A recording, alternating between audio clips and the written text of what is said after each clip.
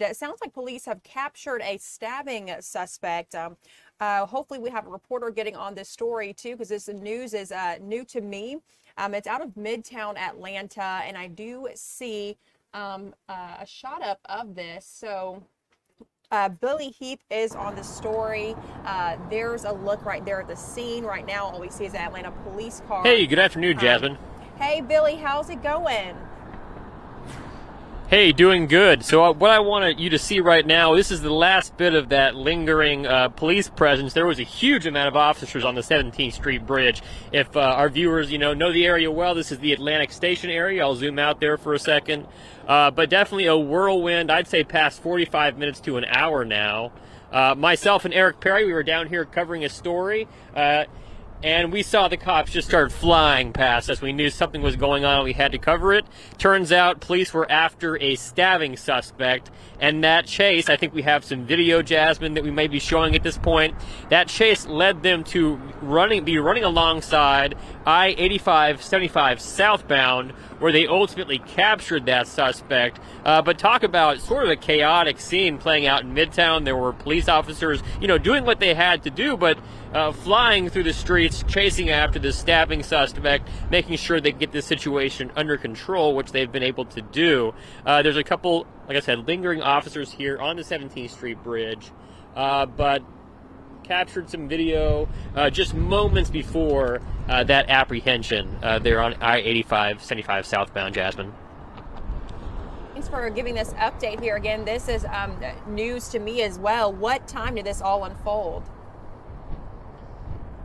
I would say it's 1 o'clock now. I would say about half an hour to 45 minutes ago is the height of the activities. So I'd say between 12:15 and 12:30, I want to say, is when things really started. Cars were zipping by. And there's a certain rate of speed when you've been in this business long enough. There's a certain rate of speed you see these APD cruisers flying past. It gives you a sense of the seriousness of what's playing out. So myself and Eric Perry, we knew this was a very serious situation, but we didn't quite know what was going on. So as soon as we concluded with that interview, I made my way down. It was just a short distance from where we were at. And I can tell you something I haven't mentioned yet. Officers actually made their way down to the Amtrak, the railroad. They were running along the railroad. I mean, we're talking about 10 to 15 officers that I saw on foot running as fast as they could run, and they were all gathered here after that pursuit. So there's going to be some more video coming in that I captured. I was able to turn that one clip around where you can just sort of barely see that suspect. He's wearing a white shirt. He jumps over the guardrails, and then is ultimately captured by APD. But I'm told that suspect is potentially being transported to the hospital in custody, and we are asking questions, trying to learn more about what exactly took place here in Midtown and Atlantic Station and the surrounding area within the last hour.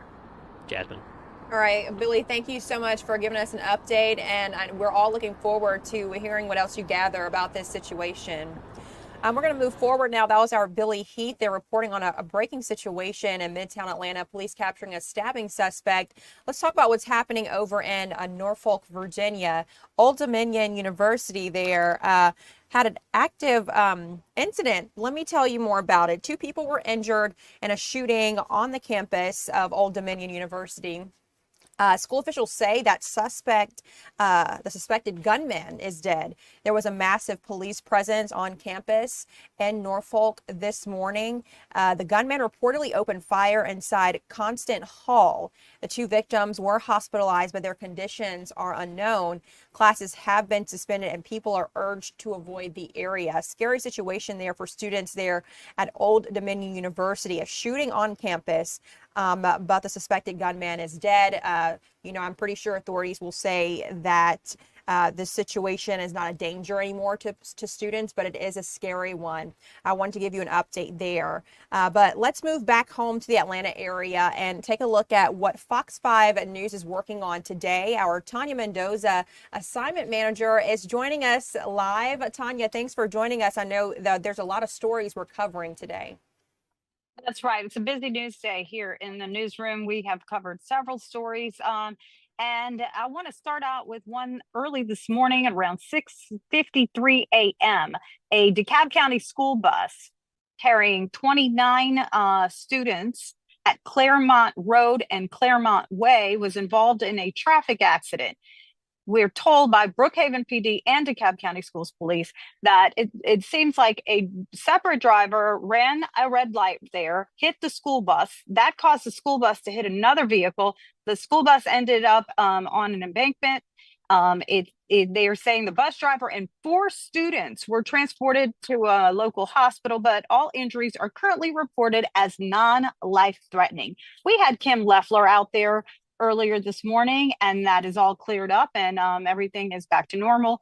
The remaining students were taken to school on another bus, and their parents were being called and notified as well. Jasmine? Tanya, yes, I remember Kim reporting this earlier today. Glad to hear that the students and the bus driver, they're expected to be okay after this. I mean, the weather was so bad this morning. And scary to drive in. Yeah, it definitely was a wet morning, and I'm sure this accident caused delays in that area. But the good news is it's all over, and the injuries don't seem to be that bad. I do want to mention another story that Kevin Stewart is working on out of Roswell. So basically, Roswell police this morning sent over a press release notifying us about a unlicensed senior care home bus that took place yesterday. There was some sort of raid, but this investigation has been happening for some time. It sounds like, I think about a month ago, maybe, they said they were investigating a missing person. So they went to this location on Worthington Hills Drive, I guess looking for this person that was missing. By the way, that person was found at a shelter somewhere else, but they discovered that there's some things going on there. 10 vulnerable adults living in a converted dining rooms and living rooms. One resident was even living in a repurposed backyard shed. So they found that. They also discovered that beyond the living conditions, the operator was allegedly, they're saying, exploiting the residents' financial resources for her own gain. So the woman who you see the picture of is who they ended up arresting. Her name's Deborah Calloway. She is currently at the Fulton County Jail, 58 years old. She faces several charges. That's a picture of the house right there that they went to that was converted into some sort of home, but some sort of nursing senior care type home. But what I do want to say is she faces several charges: abuse, neglect, or exploitation of disabled or elderly person as one of them, trafficking a disabled adult, and then theft by taking felony. So we'll follow that story and see how this all plays out in court. And Kevin Stewart's on it, and he'll have more on it at 4, 5, and 6 today. And Tanya, you said that this investigation started back in January. So police have been looking into this for a couple of months now. And this all started because a man was reported missing from the home. That's right. And so the investigation started before because they were looking for a missing person. And actually, that's a good job for police that they actually took this seriously and continued their investigation when they saw that something may not be right at that home. Yes, absolutely. I agree with you there. Talk about this next story. I know that gas, it's been a difficult situation for people. Gas prices are rising and oil prices increasing as well due to the Iranian conflict there. Talk about that. We have a Georgia lawmaker speaking out about this. Yeah, that's right. So our Deidre Dukes, she's our political reporter. She's at the state capitol today, but she brought this up on our morning editorial meeting. She wanted to cover this story because a state senator and lieutenant governor candidate, Nabila Parks, is calling on Governor Brian Kemp to immediately suspend the state gas tax. Why? Because she cites the cost of living crisis and surging prices at the pump due to the international conflict, and stating that Georgian families need immediate relief right now. So this has been on the governor's radar. He said last week that he was monitoring that situation. So it's not new to the governor, but now lawmakers are trying to, get the ball rolling and calling him out to suspend the state gas tax to provide some relief for people. Gas prices are about $3.44 right now or more, depending where you're living. And then a barrel of gas is over $100 right now. So big story. We'll continue to follow it, I'm sure, today and throughout the next few weeks. Tanya, I know that Governor Kemp has provided tax relief to Georgians in the past. Has he spoke out about this at all? He did mention something last week that this was all on his radar, and he has provided gas relief in the past, like you said. So it is something that, you know, he will be monitoring, and I'm sure he'll let us all know as soon as he makes a decision. Tanya, thank you so much for joining our stream today to talk about what Fox 5 is working on. We're going to move on to the next story, guys, following the war in the Middle East. So our Rebecca Castor has been following this story, guys. Iranian attacks on shipping and oil infrastructure are escalating, and the country's leadership says they have no plan to back down in the face of unrelenting airstrikes by the U.S. and Israel. But lawmakers on Capitol Hill worry the war could prompt reprisal attacks from Iranian sleeper cells on American soil. So let's go ahead and bring in Rebecca Castor there. She's reporting from Capitol Hill. Rebecca, thank you for joining us. What's the latest on this war this afternoon? Well, Jasmine, I think the most significant development is for the first time we have our first official statement from the new Ayatollah. I should note we did not see him go on camera. We still have not seen the new Ayatollah Mojtaba Khamenei since he was reportedly injured in the first round of strikes. His statement was read instead by an Iranian news anchor. He goes on to say that Iran will seek revenge, not only for the deaths of its top leaders, but he also mentioned the school children that were killed in a strike that looks to have been done by mistake by the United States. That is still under investigation. He also said that the Strait of Hormuz will remain closed until the war is over. We've been talking about this nearly every day. It's causing a lot of chaos for the oil industry and shipping. Last thing I want to note that he said is that he told Iran's Gulf neighbors, the regime, he wants to restore warm relations with their nearby countries. However, he told them that all U.S. military bases in the region need to be closed. So some pretty strong words there from the new Ayatollah, and it's going to be something that our leaders here in Washington will need to digest. Now, Rebecca, I do have a question about this. Do we know why it took him so long to speak out? We don't. Reportedly, he's been in the hospital, and outlets such as the Daily Mail are even going as far to report that he could be in a coma. And we did get an on-record statement, though, from an Iranian ambassador who did say that he is, not doing well in the hospital and that he was seriously injured and lucky to be alive. So that is something that we're still trying to nail down what his exact condition might be. Very interesting that this statement was not delivered directly by him, and we haven't seen a picture of him or anything on camera. And Rebecca, the FBI also, switching gears here, the FBI has put out a warning that Iran could target the state with drones. I mean, that's scary for Californians. What do we know about this? Yeah, so this bulletin from the FBI was actually leaked to ABC News, and leadership at the FBI is not happy about it. The White House is certainly not happy about it. They actually came out with a statement just about an hour ago slamming ABC News for putting this out, trying to intentionally alarm the American public. It's out there now, so let's go ahead and talk about it. We here at Fox News, we personally were able to review this bulletin, and now it's actually been put out on social media, so the American people can go out and look at it and assess it for themselves. But it very clearly does say on this FBI bulletin that this was unverified and unvetted information. It was raw information sent to local law enforcement agencies in the state of California for situational awareness.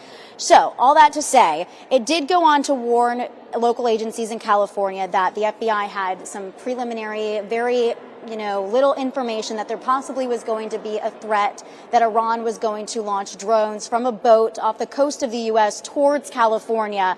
And, when that headline hit the, news cycle, people naturally were concerned. It caused a lot of fears yesterday, and California's governor had to come out and say, whoa, this is not a credible threat. There is no imminent threat. Again, White House and FBI really not happy that information was out there. And one more thing on that, I should note that this is actually really common practice for the FBI to share, preliminary cautionary information to local agencies out of the abundance of caution. Just like I said, this was more of a, hey, we're putting this on your radar, but we don't have, anything really stringent or really credible to go off of right now. Rebecca, thank you so much for giving us an update here on the new Iranian leader and also that warning from the FBI in California. Thanks for joining us here on our stream. We'll let you go back to gathering some information there.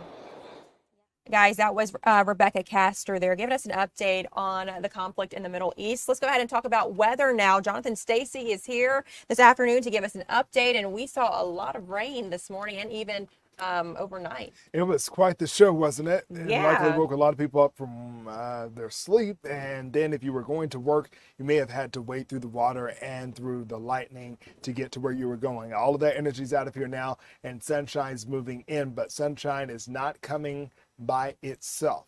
It is bringing with it some bone-chilling temperatures. So as we slide in and zoom into home here, you can see the coast is clear. But the temperatures, yep, they are going down. In fact, they've climbed a couple degrees over the past hour or so. But in contrast to yesterday's highs that challenge records, the record high yesterday, 82 degrees. We tied that with a high of 82 degrees. Now temperatures are running some 30 degrees cooler than they were yesterday. 50 in Atlanta, 45 Canton, 54 Covington, 48 in Griffin, 49 Noonan, a string of 50s, but low 50s as you look down to LaGrange and Thomaston. Yep, you were holding on at 61 degrees for quite some time there. Neat temperature. Temperatures have now fallen into the 50s. And that's where we'll kind of meander for the remainder of the afternoon before an even steeper chill takes us to temperatures down into the 30s tonight. Speaking of 30s, we have wind gusts that have topped the 30s within the past 5 minutes. 33 mile per hour gusts clocked from Gainesville to Atlanta. And at points in time throughout the morning, we've had wind gusts near 45 miles an hour. These are not severe winds, but these are winds that are coming in as the cold front moves out. And they're bringing in some Canadian cold air. In fact, when you factor in the wind, it feels like it's 38 degrees in Canton and 39 in Atlanta. Yes, with sunshine, it feels like it is bitterly cold. So the big drop happens tonight. Temperatures fall from the 40s into the 30s, and that's how we're going to wake up on a Friday morning. 39 degrees here in town. Outside of town, you'll easily start your morning in the mid-30s. We'll bounce back into the 60s by the afternoon, 70s for Saturday, then another round of storms coming through for Sunday into Monday before an even steeper chill down by midweek. All right, Jonathan, another weather whiplash. It was just in the 80s yesterday, so brace for the cold. Get ready for that cold. Thanks, Jonathan, for joining us this afternoon to give us our weather update there. Coming up, we are discussing the creation of jobs within the next year, thanks to franchise businesses.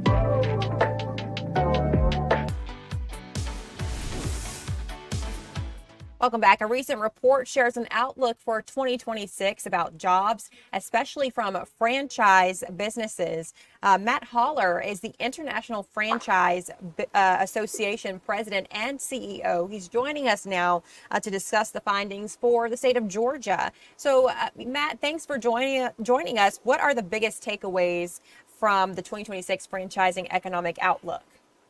Yeah, thanks for having me. So Georgia is the number 3 state in the country for franchise growth in 2026, according to the IFA's forecast we just released. And that's a really important story because in Georgia, that means more local businesses created by Georgians, but leveraging the power of the franchise model and the brands that you know and love.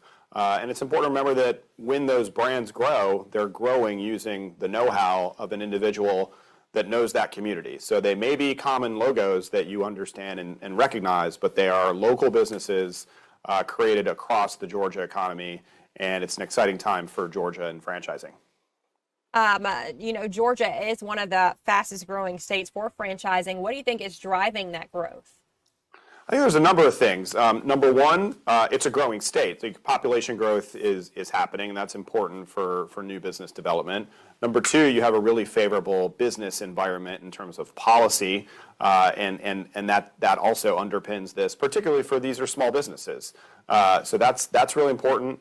And then three, Georgia is actually, we call it the capital of franchising because there's more companies, the brands headquartered in the state of Georgia, and specifically in Atlanta, than any other country in the U.S. So, of course, everybody knows Chick-fil-A and Zaxby's and some of these, very large companies, but also growing and emerging concepts, companies like Floor Coverings International and in industries that are outside of franchising, outside of restaurants. Primrose Schools is another. Child services is actually one of the top sectors for franchise growth in 2026. Along with home services as the number 2 fastest growing category for franchise growth in our forecast that we released. And now you mentioned child services. What are some other franchise industries expanding the fastest right now? Yeah, so child services top, home and business services are second. So that could be anything from a plumbing business to landscaping to flooring. Then the last would be in the healthcare industry. We have an aging population here in the country, and individuals and families are looking for different ways to take care of their loved ones as they age. And franchising is really filling that void with a lot of brands growing in that sector of the economy using the franchise model. How is this franchise growth impacting jobs and local economies? Can you speak a little more to that? Yeah, happy to. So in Georgia specifically, there's 354,000 employees in the state employed by franchise businesses. We're going to see that grow by almost 9,000 new jobs created this year. In terms of the number of locations, about 33,000 locations. We expect more than 700 new franchise businesses to start in the state of Georgia. And franchise employees are actually another really exciting thing to report in IFA's research. Employees at franchises earn higher wages. They have better benefits, greater upward mobility than in non-franchise small businesses. And in no other industry can you go from being an employee at one of these businesses to actually owning one of these businesses. You can look at a Dunkin' Donuts or a Starbucks, and you can never own the business if you work at a Starbucks. You could own a Dunkin' Donuts in your lifetime if you work at a Dunkin' Donuts or any other of our 1,200 member companies who are putting people into business ownership, as we like to say, for yourself but not by yourself, because you've got that system and that built-in playbook and the support of that brand and other franchisees across the country that are operating the same business that you are. That's really the magic and the sweet sauce of the franchising business model.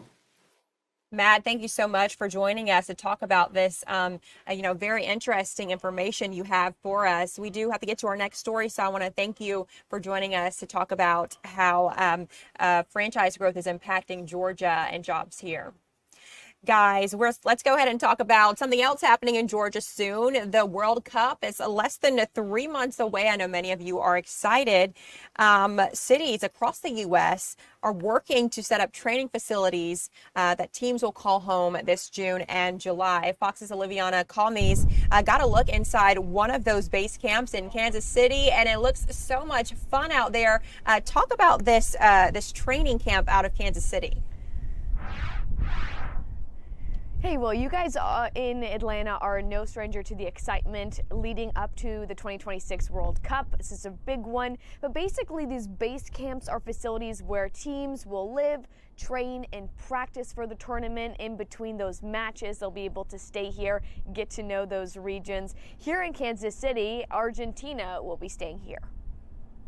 Tina, so talk about the process of getting these training camps together, or, how do cities know or pick who they're going to host? Yeah, so all of these teams were able to take tours of the host cities to make that decision. And from what I gather, organizers here tell me that Argentina was rumored to potentially pick Miami. Eventually, Kansas City, I guess, won them over with their hospitality, they tell me, and just really what the region has to offer in the heartland here. And another place that maybe these players wouldn't have visited if they had gone to the U.S. Kansas City being a smaller host city, the smallest one on the list. This is kind of a way for people to come to the Midwest for the first time. Not only that, but international fans and travelers will be here as well. This is really exciting. And this World Cup is the biggest one yet. You may know this, but it was 32 teams. It's now 48. So you can imagine just the excitement here. We also have the Netherlands and England that will be base camping here. Now, you mentioned Kansas City being the smallest city. What other cities are on the list to host? I've got that list for you right here. We've got Dallas, Miami, Philly, Seattle, San Francisco, and a couple others, including Houston, LA, New York, New Jersey, and Boston as well. So a lot of those are bigger cities, right? But this place has a draw as well. The people here are very kind, and one thing that he said always gets people to come back is the Kansas City barbecue. Now, before we let you go, Oliviana, I do want to know what team will be staying right here in the city of Atlanta. Yeah, I know Uzbekistan will be there with you guys, so it's really cool to be able to be a host city for the World Cup and get travelers and fans of those places that you never may have had in that city before. I'll send it back to you. Thank you so much for joining us to talk about these training facilities. It's pretty cool out there. Guys, that was Oliviana Calmes out of Kansas City reporting live. City expected to host Argentina for the upcoming FIFA World Cup. Your time now is at 1:28. When we come back, we'll have some more sports headlines.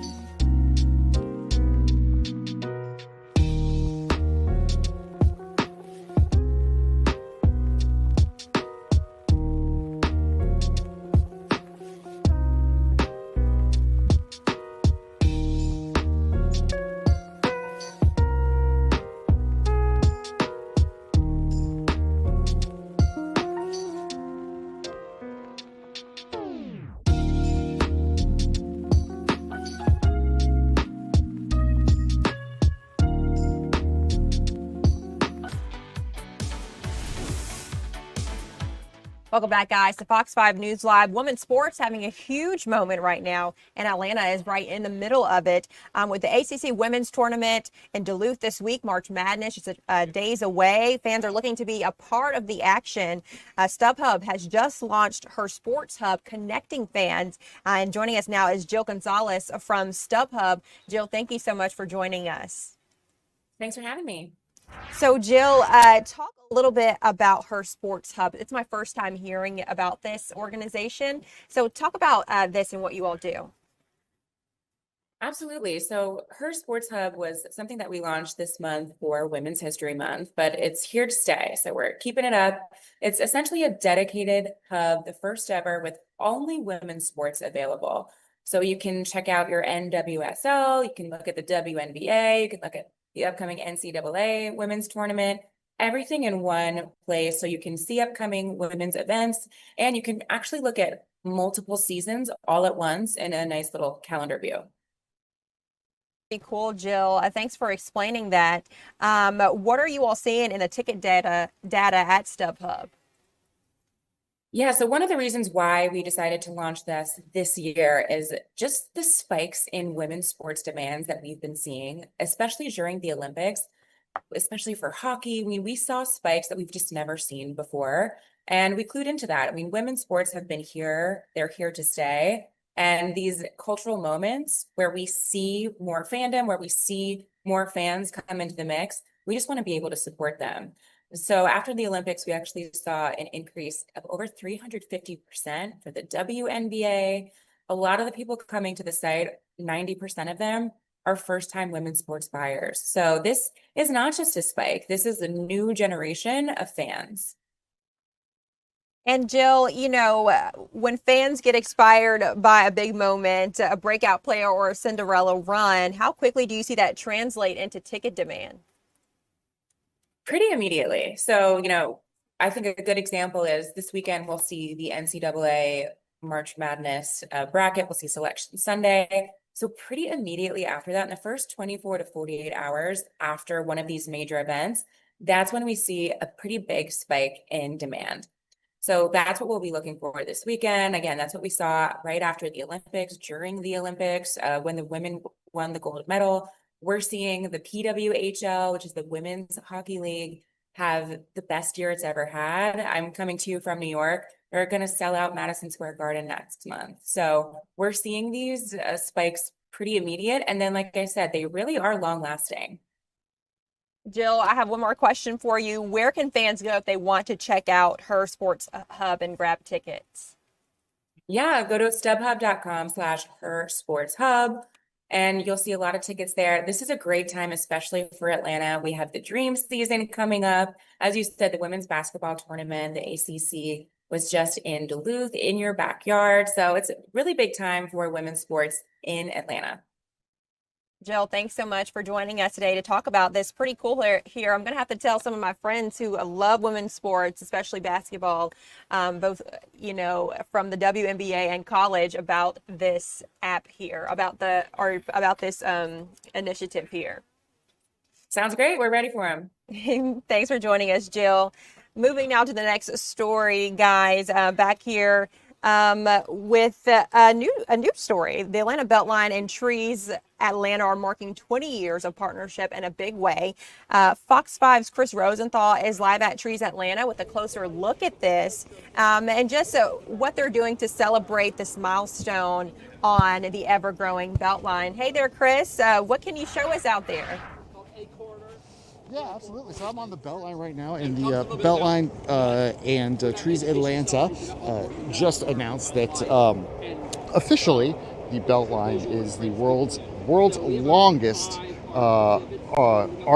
arboretum. That's a new word for me. Arboretum basically means it is a outdoor museum, if you will, for trees and for foliage. They have about 650, since the time they've come in here, 20 years of a partnership between Trees Atlanta and the BeltLine.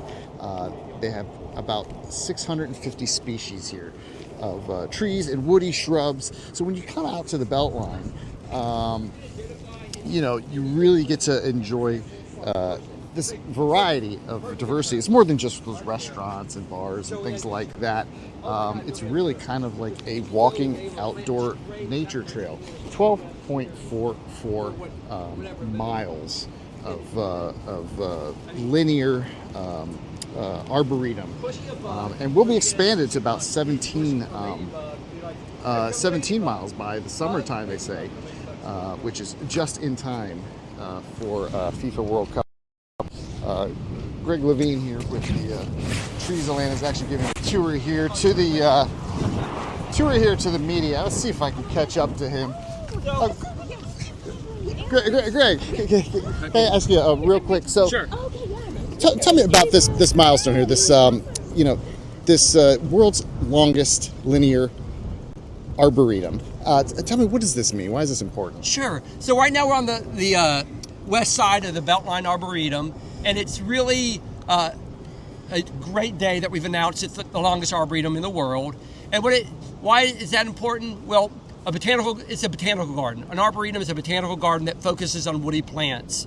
And when you have the arboretum overlay on this great infrastructure project, you're adding a layer of environmental richness, and we're turning a garden or turning a landscape into a very diverse landscape. So what it does is it brings a connectivity for people to plants, and it also has an opportunity to create a restored natural corridor with lots of native plants in it for wildlife, for insects and animals. And insects and animals are critical to humans and people.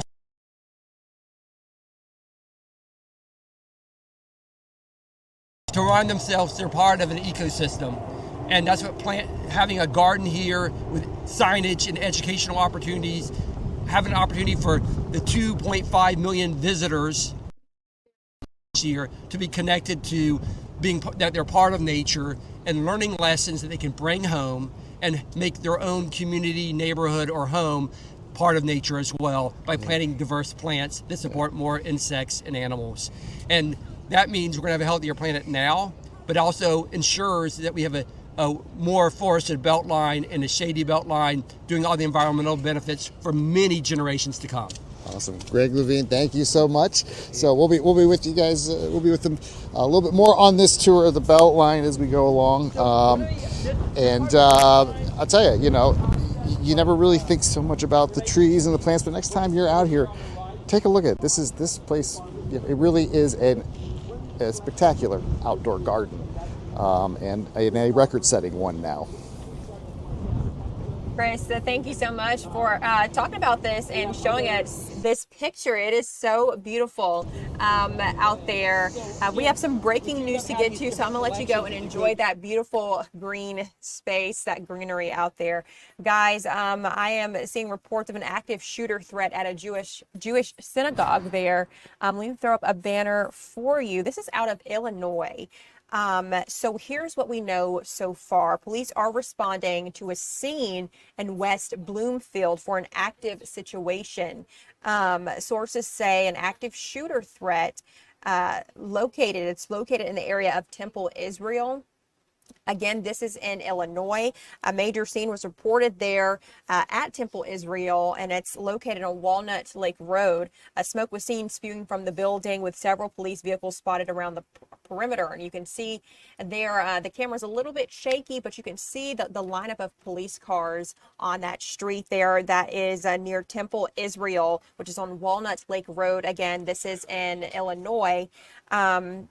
There were several police vehicles, again, like I said, seen in that area. A source told one of our sister stations that police were responding to an active shooter situation. Bloomfield Township Police said schools were in secure mode due to this ongoing incident. The Jewish Federation of Detroit ordered all Jewish organizations to go into lockout protocol. So this is, impacting the nearby schools there, and also those local Jewish organizations. Just got word that this is actually in Michigan. So not Illinois. I'm going to remove that banner so you all don't get confused. But Some local perspective. So why is this important? Police near the synagogue, again, they were spotted with high-powered weapons. There were dozens of police in that area. Again, this is a breaking news story. So we are being updated in real time. And I'm learning more as I'm speaking to you right now. We'll continue to follow this situation as it develops and bring you the latest. Again, an active shooter threat at a Jewish synagogue in Michigan. And we have received that information from our sister station there. Let's go ahead and talk about what's trending online at fox5atlanta.com. These are the stories that you guys are clicking on. So let's bring in our digital desk, Sam Daniel, our digital content creator. Sam, what are people clicking on right now? Hey, Jasmine. So the number one thing people are really interested in right now is this man who is accused of following a woman into a bathroom in Cherokee County. Police say this happened at a Kroger on Cumming Highway in the Macedonia community. Happened about 10:20 at night on Tuesday. The victim told the deputies that she went into the women's restroom at this Kroger. She noticed a man in the bathroom, and then when she opened the stall door, that unknown man, who you see on your screen right now, was standing in front of her and ended up trying to assault her. Nothing happened. The victim screamed and struck him with his keys, was able to get away, and then that caused him to run out of the store. Police were called. They're now investigating. But what's interesting about this story, it didn't just happen at this Kroger. Police say they have combed through surveillance video at different stores around the area, and they've seen him doing this multiple times, the same person in different stores throughout Macedonia. They describe him as a white man, about 5 feet 10 inches tall. He's expected to be between 17 and 23.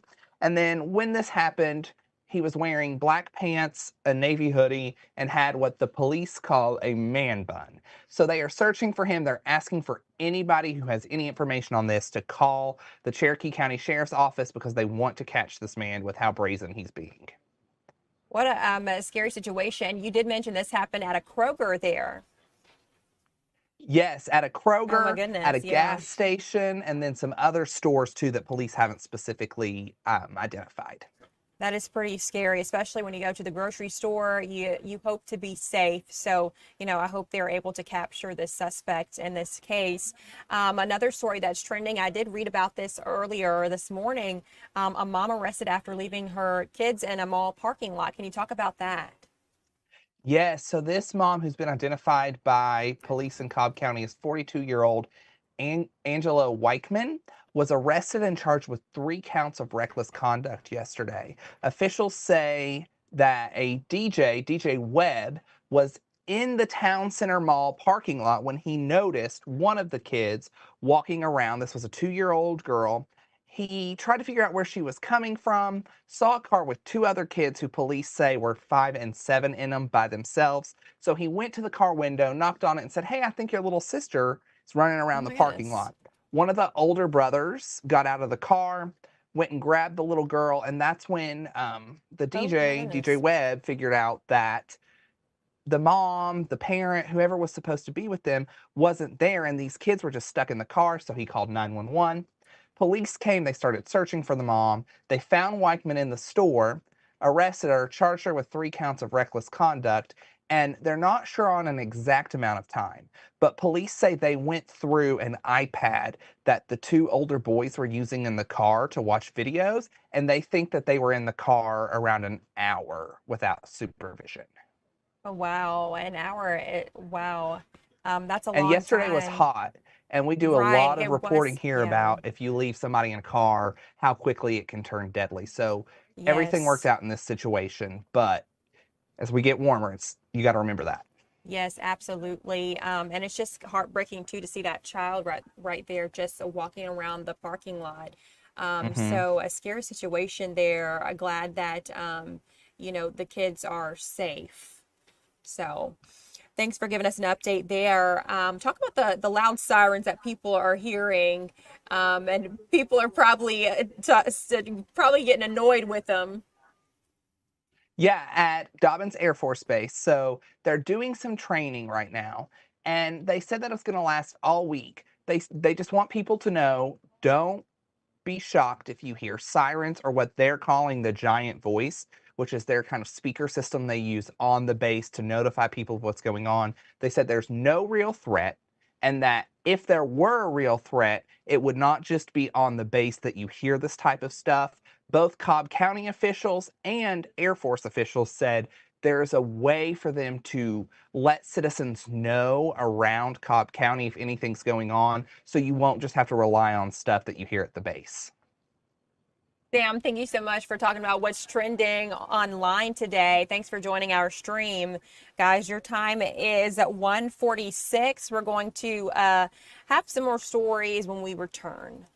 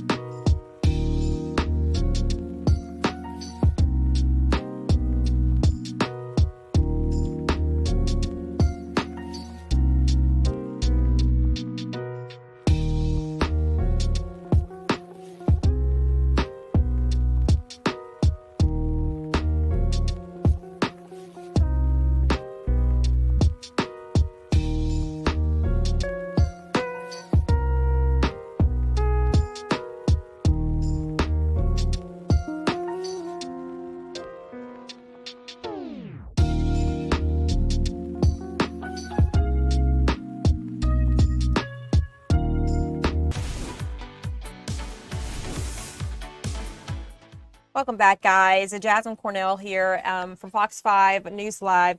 The streaming set, thanks for joining this conversation. We want to get right back out to breaking news. We have some more shots here. This is out of Michigan. So Detroit area synagogue there. Police responding to an active shooter. So you're taking a look at the scene right now. Let me throw up a banner for you. We're receiving more details as this plays out. There you're looking inside some official's car. Let's talk about what's happening here. So police are responding to reports of an active shooter at a synagogue outside Detroit, where smoke is billowing from the roof of that synagogue. The local media there reports that a truck crashed into the Temple Israel Synagogue in West Bloomfield Township, Michigan today. And as you can see, you're taking a look at footage from the scene. You can see some crime tape there. Also, we've seen dozens of police cars lined up. You see a fire truck right there up top. Guys, FBI Director Kash Patel says that agents are on scene of a, quote, apparent vehicle ramming and active shooter situation at the synagogue. What a scary situation here. An active shooter incident and apparent vehicle ramming. So this is pretty big. You have the FBI director speaking out about this. The Oakland County Sheriff's Office as well said authorities are clearing the building. About a dozen parents sprinted to get their children from an early childhood center learning facility inside the building after getting approval from police. West Bloomfield School District went on lockdown. So the situation is impacting local schools. Their parents can't imagine what they're going through in this moment. They're that early childhood learning center inside the building, but they did get the approval from police to get their children from out of there. The school district over there near that area also went on lockdown. As you can see, this is also impacting travel. Multiple lanes blocked on your screen. Fire trucks there, police cars driving around. You can even see some people out there on the scene. Yep, and we're zooming closer into those people. Those are officials there. So they're investigating what's happening out at the synagogue in Michigan. Some more details here. Temple Israel calls itself the nation's largest Reform synagogue with 12,000 members. This is according to its website.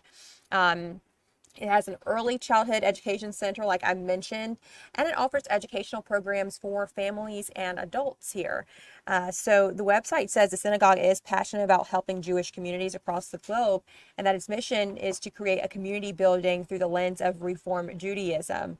The website also says the synagogue is passionate about helping Jewish communities across the globe, and that its mission is to create a community building through the lens of Reform Judaism.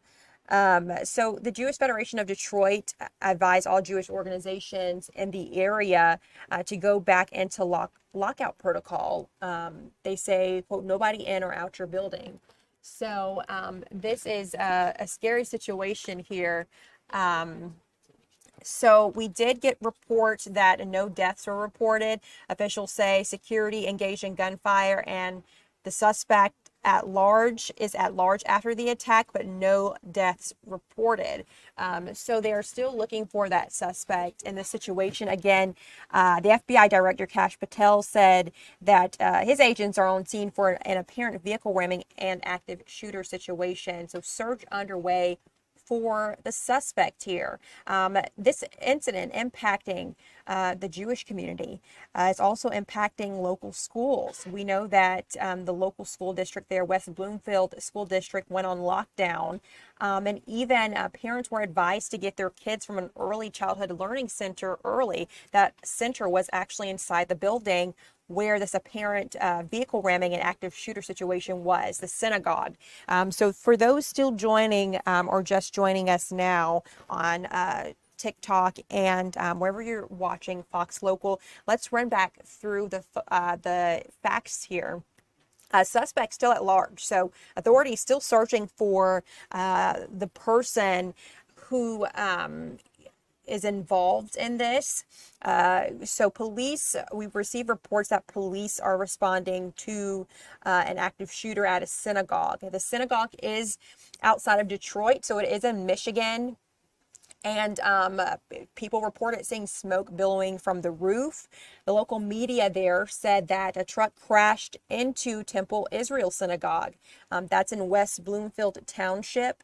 That happened today. Footage, as you can see, we've been looking at footage from the scene here. And this is live footage, guys, playing out. We know that this impacted children in the local school district, but also impacting traffic there. You could see the line of police cars on the street. SWAT has responded. Oakland County, their SWAT team is out there. Their sheriff's office is out there. And that's a lot of police cars, guys. So that's it. This is a big situation here. Nobody can get through. As you can see, there's several police cars out there responding to this incident. Going back through the facts, this is Temple Israel Synagogue in West Bloomfield Township in Michigan. FBI Director Kash Patel said that his agents are on scene and they're responding to this apparent vehicle ramming and active shooter situation. And we're continuing to get breaking news updates as this unfolds. So we do know that a truck crashed into the synagogue today. Oakland County Sheriff there responded to the scene. We just saw the Oakland County SWAT team as well. Suspect still at large, so no one is in custody just yet. Again, you can see how chaotic the scene is. You see school buses back there, the situation impacting the Jewish community and local school districts. again, was an active shooter situation out of Michigan at a synagogue there. This impacting Temple Israel Synagogue. And let's talk about, a lot of thousands of people go to the synagogue. Temple Israel Synagogue, they say that they're the largest Reform synagogue, 12,000 members a part of this. This is according to their website, and they also house an early childhood facility, and they offer educational programs for families and adults. That early childhood facility had to be evacuated, so authorities asked parents gave parents the approval to go get their kids during this situation. So a scary situation here. And we know that West Bloomfield School District also went on lockdown. Again, no one is in custody right now. Police are still searching for that suspect who's at large and accused of ramming a vehicle into the synagogue, and also, who's accused of being a part of this active shooter situation. This is a breaking news update, guys, and we are getting this information as we're telling it. Let's talk about who all responded to the scene and why it's so important that we brought this on air. This impacts many people in that area, thousands of people, I would say, in that area. But, the FBI has its agents. The Sheriff's Office there, the Oakland County Sheriff's Office, responded to the scene. Their SWAT team responded. So several agencies have responded to the scene. And if you take a look there, you just saw a little bit of that scene. Again, a lot of police cars there, and we're going to continue to follow the situation here. Active shooter threat at Jewish synagogue in Michigan. Many people impacted. That synagogue holding 12,000 members, according to its website, and an early childhood education center. So this impacts a lot of people and their families as well. Time now is 1:58, so we're going to go ahead and close this, but we will continue to follow this active shooter threat at the Jewish synagogue in Michigan. We do know that the suspect is still at large, so we will keep you updated on that situation. Thanks for joining us here at Fox 5 News Live. I'm Jasmine Cornell. The 2 p.m. starts in just a couple of minutes.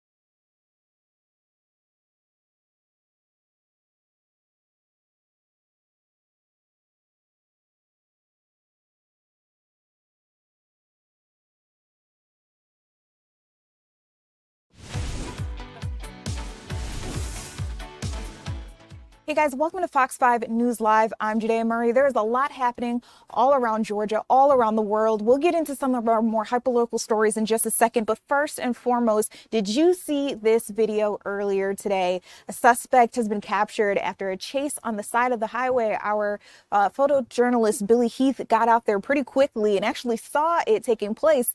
We have some of that video actually present where he was out there for a separate story. Billy, that's what he told the newsroom. He was out there covering a different story, and all of a sudden he sees this guy running on I-85. And so, took out his camera, started filming it. There had to be at least 10 to 15 police officers chasing after this guy. And clearly he didn't get too far. They say he did make it to the 17th Street Bridge, but at that point, that is where they captured him. And they say that he's connected to some sort of stabbing from earlier in the day near 1460 West Peachtree Street. For those of you who may be familiar with the area, that is, first of all, it's Midtown. That's near the SCAD show, a couple of SCAD dorms, and the Center for Puppetry Arts. So you can only imagine it's a very busy area, especially because all of this happening right near the interstate. Now, that suspect's name has not been released just yet. We're also keeping our eyes on some things happening around the country. We know that there is an active shooter threat at a Jewish synagogue out in Michigan. Our Jasmine Cornell was just telling you all about it in case you guys are just now joining us. I'll give you the brief. This is going to be very short. One of our sister stations is helping us cover this. You're taking a live look out at some of the investigators who are out there in the area, also some people who are just concerned, trying to figure out what's going on because they don't have a suspect in custody just yet. But police were called to West Bloomfield. That's a part of Michigan where this is all happening, again, at a synagogue called Temple Israel. We could also see smoke at one point spewing out of the buildings, several police cars. I mean, you see so many there, probably dozens of police cars in the area. We know our sister station is covering this in its entirety, so they'll have more information on this. I just wanted to make sure I let you guys know that this is happening as we speak. This is live. Now, remember, we are getting back into some of the bigger things happening right here in Georgia. I want to get right out to our Kevin Stewart. I heard, Kevin, that recently Roswell police have made an arrest, and they've also shut down a senior care home. Tell me more about this story and what you've been learning since you've been covering it. Yeah, this is the house right behind me here, two-story house here. 10 people were found inside this house yesterday. Police have been working on this investigation since January, I understand. I want you to take a good look at where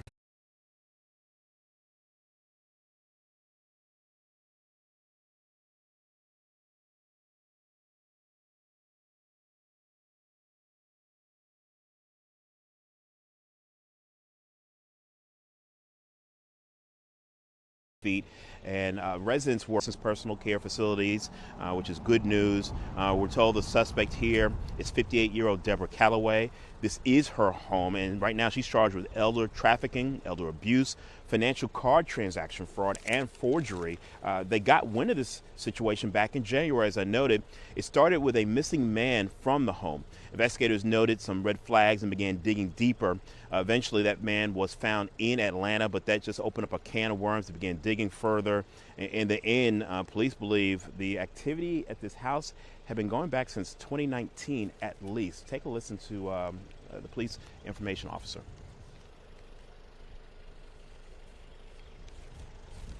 It looks like we don't have that sound in the studio just right now, but Kevin, I do have some questions for you. Because this is absolutely bananas. First of all, I don't want to point fingers because I know how hard it can be caring for our older family members, especially if they're your parents. But I do wonder, how did it take so long for someone to come by and find out that this was happening? Especially, is this an area where you can't necessarily go in and visit your family members? You know, that's an interesting question. As you can tell when we panned around here, this is a residential neighborhood. And we talked to a couple people who said they really didn't know, the people who were willing to talk to us. Police say that most of these people have been relocated. I think out of the 10 people who are here, 10 were relocated to licensed facilities, but one was sent back with family. And so that's the really interesting thing here.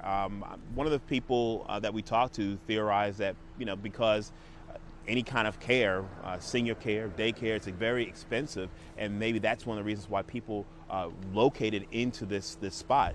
So it is very confusing, to be honest. And we talked to police about that.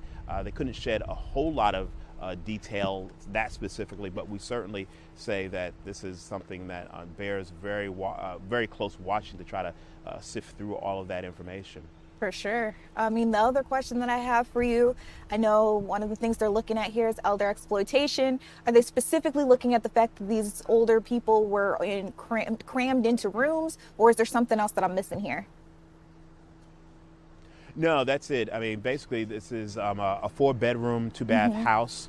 And what we understand is you had 10 people, so you're cramming 2 to 3 people in a room. I don't think we have the drone video, but in the backyard there is a shed, and we understand that that was converted into a room, and we had someone staying in there, at least one person, and we're told that there's no running water or a bathroom, and so the person would have to get back into the house to use this facility. And it's definitely a very challenging situation here, according to police. Goodness gracious. Well, I mean, if the accusations are true, I'm very happy that this was shut down and that those people are able to find another place to live, one with the family members, and then I heard you say some of the other people have just been relocated in general to licensed facilities that have been vetted. Right. Kevin, thank you so much for your reporting. I know you got to get back to it, get back out there, see if you can find some more information. Okay. But I also appreciate you taking my questions. Sure, no problem. All right, you guys, one more thing that I want to talk to you all about. We heard that there is a man who's been accused in a couple of different rapes. He's actually considered to be a serial rapist. He just pleaded guilty to 7 cold cases. I was listening in right before I came on to set for you all. All right, so his name is Wesley Cooley. And I'm sorry, I said 7 cases. It's actually 8.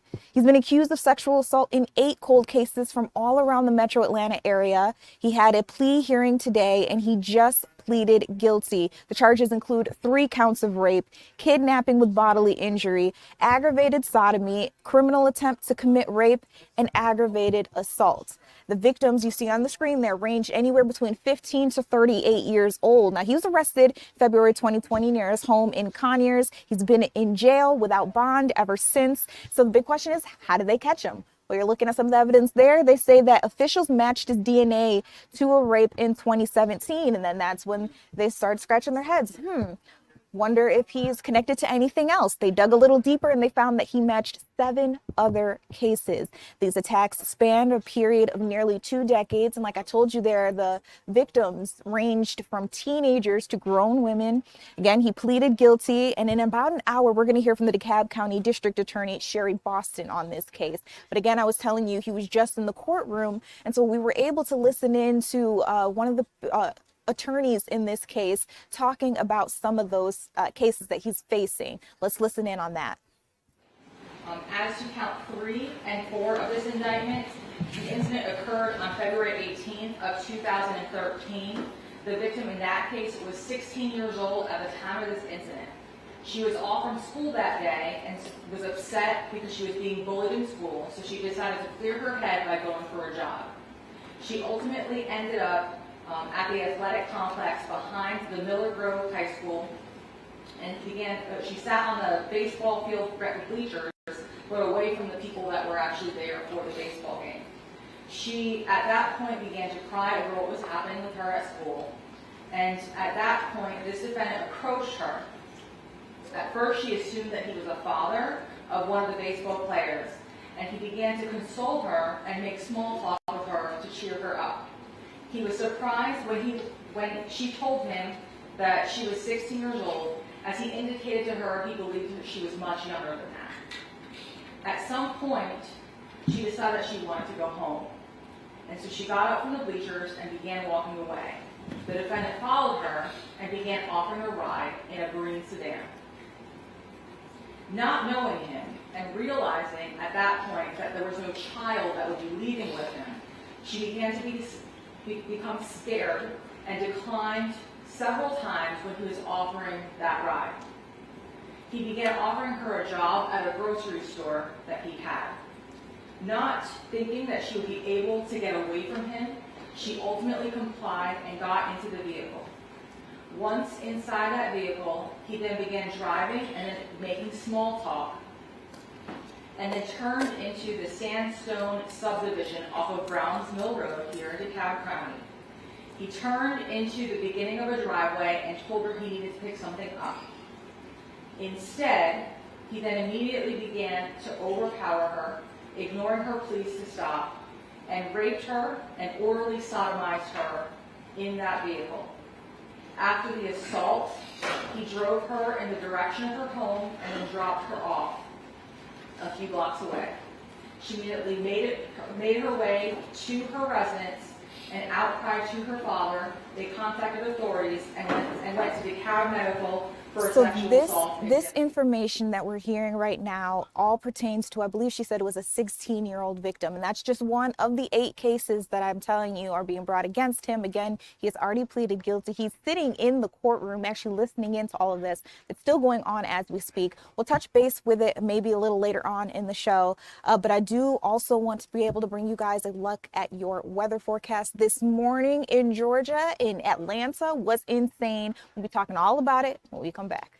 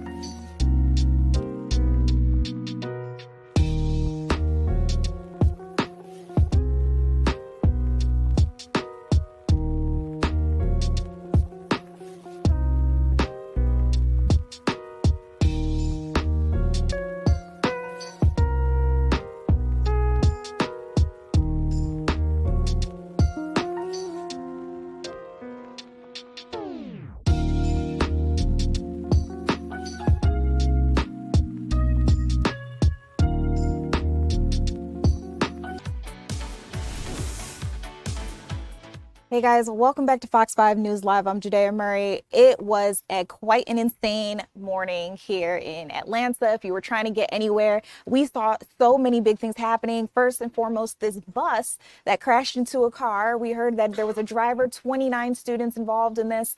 A couple of those students, I believe just 4 of those students, also had to be taken to the hospital. And you see how damaged that vehicle is. Our reporter Kim Muffler was out there live when the crews were able to remove that bus. This all happening around 8:45 a.m. today. We did get a statement from the DeKalb County School District. They confirmed that a bus transporting Montclair ES students had been involved in an accident. They did say a driver and 4 of the 29 students who were on board had been taken to the hospital for further evaluation. The remaining students were then taken to school. They said that they were just grateful that first responders were able to get out there so quickly. And speaking of first responders, we know an officer was injured in a crash with a tractor trailer. Another insane scene that we saw earlier today. Our Caitlin Pratt just happened to be in the area, whipped out her camera, took this video that you're taking a look at right now. Still no word yet if anybody in this case was injured. And then, of course, water took over so many different streets across Atlanta. These heavy rains really hit our area hard. Needless to say, we've gotten so many reports of that flooding. On my way to work, I actually hydroplaned and I went into the next lane over to me. Thank goodness nobody was over there, so I didn't crash, but just a scary situation altogether. And I want to bring in our meteorologist, Jonathan Stacy, because we look at all those videos from hours ago, and it's a completely different story right now. Yeah, we've definitely turned the page not only to brighter weather, but to some very chilly weather. Yeah. If you waltz outside, your hair won't stay in place, but you also probably won't stay in place because it is cold out there and it's quite breezy, and so the winds are moving you along. I'm glad you're safe after your encounter this morning. Nonetheless, it was not a friendly way to start the morning. However, the skies are looking much more inviting right now, but check the temperature before you walk out. Here's a look at the numbers across the region at this hour. They are in the 50s and the 40s, 49 degrees in that there in Carrollton. We started out with numbers in the 60s as the rain came down and then a front moved through. That's what knocked the temperatures down. And temperatures have tried to bounce back in response to the sunshine we've received. However, gusty winds have really kept the temperatures in check for today. They're coming in out of the north and the west, and we've had gusts at times that have topped some 45 miles an hour. They will still be alive throughout the remainder of the afternoon before subsiding as we go into the evening and overnight hours. With the wind gusts being so potent, it actually feels like it's about 42 degrees outside, feeling like 38 already there in Blairsville. So as we go through the next few hours here, the numbers are going to fall, and they're going to fall fast, especially after the sun goes down. It's now 10 o'clock here at 48 degrees, and that will set us up for what will be a stunner of the morning. We'll drop from a high of around 58 degrees to a low of 39. What a bitter start to a Friday morning. You'll wake up with bright conditions, but once again, there will be a definite chill in the air, quite frigid, especially up to the north, where temperatures will fall to or below freezing in the mountains. So if you got an early start on any of that vegetation, perhaps you did some planting, gardening, you may want to pull those pots inside or cover them up for the night because frost is a concern as we kick off the final day of the work week. Temperatures just bouncing back tomorrow, though. We'll have a return wind out of the south, and that will make the ultimate difference in hoisting that high temperature to 66 degrees, which puts us back above average for this time of the year. So quite the turnaround in the numbers, a fast turnaround. We're into the 70s for Saturday. We'll keep the 70s around for Sunday, but then we'll open up the skies once more for another chance for thunderstorms Saturday evening going into the overnight hours. Monday morning, it looks like a wet morning to start, and you can see here we'll have temperatures that will take another nosedive by Tuesday morning. Many communities, including Atlanta, will wake up to temperatures that are below freezing. Oh my goodness. Okay, so Jonathan, first of all, for you to tell me to put my plants inside because frost is possible in the same breath as 76, 77, but also letting us know that just yesterday, what was it, like 82 degrees? Yeah, so it's 82. We actually tied a record, the record high temperature, and then we took this really bottomless swing. It's just like, how deep can we go from the highs of yesterday? This is definitely a kick in the shin, but we bounce back. Here's the deal. Just don't get on your high horses with those 2 days of 70s because they're kind of build you up to let you down. Because by the time we get to Tuesday, you're going to need the winter coats, and I think you'll need them once more on Wednesday morning. We're basically experiencing about 3 seasons in once here in 1 week. Yeah, it's like a whiplash. Yeah. You don't know what you're going to do or what you're going to wear or whatever you pack for the beginning of the day, you might not need by the end of it. Right, yeah. Jonathan, thank you so much for walking us through our forecast for today. You guys, we are definitely going to get into Iran. I don't know if you heard, but the new supreme leader is finally speaking out. He put out a statement earlier today, and it's his first one since this war began. So Iran's new supreme leader issued his first statement. He's the son of Ali Khamenei, Iran's former supreme leader who had been killed during the U.S. and Israel's initial attack that jump-started this whole conflict that we're talking about here. Now, in a televised speech, a news anchor read his statement, so he didn't actually appear. His statement was read. In it, he addressed his father's death. He said that he saw the body. He also confirmed that his wife, one of his sisters, his niece, and the husband of his other sister had all been killed in that airstrike. He went on to say that leveraging of closing the Strait of Hormuz should be used and that attacks on Iran's Gulf Arab neighbors will continue. He called on the Gulf Arabs to shut down U.S. bases and said that any promises that had been made to the U.S. that they would be protected were, quote unquote, nothing more than a lie. He said that just like the Iranian public, he actually didn't even know that he was going to become the new supreme leader until he heard it on TV. And he didn't mention his location in the speech. Obviously, this is for his own security. He doesn't want to let it be known where he could be, although some people do think that he may be still seeking medical attention because they believe that he was also present when that airstrike happened that killed his father. Also want to bring you some of the latest things, what we're monitoring as it pertains to the Iran war. Iran versus California, that's a big one. Let me update your banner here that you're seeing. Okay, so this morning, did you guys hear that headline that it's possible that there could be airstrikes in California? Well, where did that come from? The FBI in the Bay Area confirmed that there was recently a potential Iranian plot to attack California with drones. Intelligence officials say that they're very concerned about this. This is a growing risk of retaliatory terror attacks that we're seeing here, and also cyber attacks carried out by Iran. We'll be talking about cyber attacks in just a second, so don't let that go. We're also talking about barrel prices. The price of a barrel of Brent crude oil topped $100 earlier today. It was brief, but it happened. This is just days after it spiked near $120 in the latest jolts to financial markets and the global economy as a whole. So from those barrel prices, let's jump to gas prices, because it's all really connected. If you think about it, the national average for regular gas was $3.59 today. And then for here in Georgia, regular gas was $3.44. So we are continuing to see those prices still rise. According to AAA's map, Metro Atlanta is actually seeing some of the highest prices in all of Georgia. If you want something cheaper, you're going to have to go a little closer down south. And then some drivers are even wondering if they should go electric. So if gas is so high, should I get an EV? A lot of people are asking that. Well, a University of California economics professor did point out residential electricity prices are regulated and are much less volatile than gasoline prices. But just because you buy an EV doesn't mean you're necessarily out of the woodworks, because the experts also say electricity prices have been increasing. And so whether you have a car that takes gas or a car that you plug up, you still could be hit in the wallet. So, you know, it all comes out in the wash. And I told you we would be talking about cyber attacks, so let's skip along here. Earlier today, we heard about a cyber attack with possible Iranian ties that disrupted a medical company based here in the U.S. That company's name is Stryker. It's a major U.S. medical equipment company, and they say they suffered some cyber attacks that disrupted its global networks yesterday.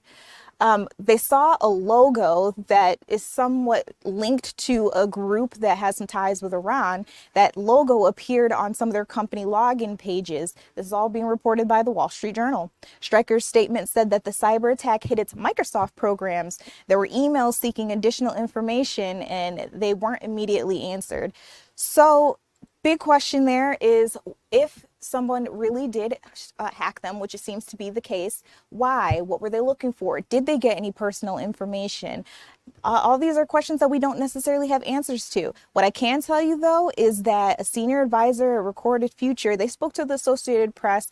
They say that this is very notable because what we're talking about here is escalation in target choice and effect. They say that by attacking a high-profile U.S. healthcare manufacturer, that's the exact kind of pressure that creates outsized strategic and political ripple effects. And so potentially this could have been something connected to the war. So goodness gracious, while we're talking about these cyber attacks, I want to bring in an expert who can talk to us a little bit more about privacy, what's potentially at risk. One of the biggest things that I see people doing all the time now, everybody has these AI glasses, everybody wears their Meta glasses or whatever brand it is that you may have.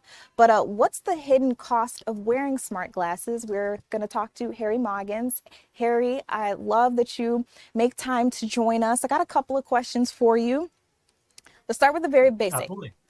If I've got these glasses on, is the camera automatically on, or do I need it? How do I start it? Not automatically. There's a few different ways. The most common is voice commands. So if it's like a Meta glasses, people will set it up and say, Meta record, or something they can tap on the side or have physical tactile controls or on the app, a few different ways. But usually when it's recording, most glasses nowadays, recording glasses, have some kind of light or some kind of way to show people around them that it is in fact recording. Goodness gracious. Okay, wait. So I I have some more questions for you. I'm also hearing that we have breaking news, so give me a second. One of the other questions I have for you, yes, you have to say that you want to turn it on in order to turn the camera and the recording on, but let's say I take them off at night. You know how sometimes your phone is still listening to you if you have certain settings on? Is that the case for these glasses where, yes, you can not be recording, you could have taken them off, but is there a chance that it could still be watching or listening in? Not at night like that. That's not necessarily how they operate, but the bigger concern is where the data goes. People think like a GoPro or a normal camera, it gets recorded to their devices and that's it.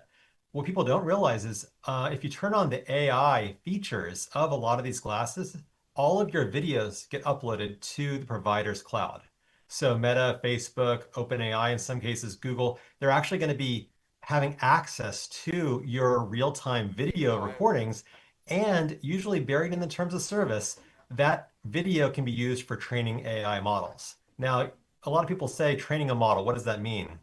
It's investing, or it's donating your videos to help these companies improve visual recognition.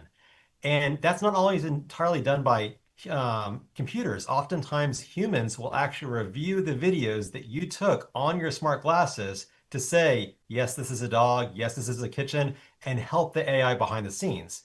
Which means if you're recording with these AI glasses, you could assume it's just going into your Facebook account or into your phone. But in reality, some strangers working behind the scenes at Meta could be viewing your videos, or your private or sensitive videos without your knowledge. And that's the part that I want to make sure that we dig deeper into. Remember, I did tell you we have that breaking news. So, Harry, if possible, I wonder if you would be able to join us a little later on in the show and we can continue having this conversation, because I don't want to cut you off. I also have more questions for you. No worries, I'm around, absolutely. Okay, thank you so much. You guys, I just got word. Remember, we were talking about this synagogue active shooting. I just heard that the gunman in this attack is dead. So again, our sister station has been reporting on this. It was an active shooter situation at Temple Israel that included the ramming of a vehicle into the synagogue, all happening this afternoon. You're looking at live pictures right now where you see tons of emergency vehicles, officers in the area. Now, we do know that sources say all teachers, all of the children who were there have been accounted for and are considered to be safe. There were preschool programs going on in the area, preschool programs that are commonly held there. It's unclear if they were underway at the time of this attack. So that may be a silver lining in this information that we're getting right now. We also heard that the gunman was reportedly armed with a knife, or excuse me, not a knife, a rifle. I apologize. That gunman was reportedly armed with a rifle and had been fatally shot by security. That's according to some sources who spoke anonymously, giving us more information. And then I told you about a vehicle ramming something in the area. Well, we heard that vehicle caught on fire after crashing into the synagogue. So that's a little bit of the information that we have there. Don't worry, we will be getting back to this. And I know so many of you guys were wanting to know more information about this, asking us if we could go back to it because you missed it at the top of the show. Don't worry, we'll try to bring you more information as well within the hour. So don't worry about that. Oh no, on TikTok, remember I told you we would get back to you. He had asked, where's the coverage of the shooting in Michigan at the Temple? Here it is. And here is a resolution that we've got here that gunman in the attack is now dead. So that's the latest there on that. All right, you guys, when we come back, I want to bring things back more hyper locally. If you are in the Georgia area, there's some pretty cool things going on right now. The Atlanta BeltLine, everybody knows it. When you move to Atlanta, it's like the first thing that you have to do here. You go walk on the BeltLine with some friends. Well, they are marking and celebrating a major milestone. We'll have a live report from our Chris Rosenthal on that when we come back.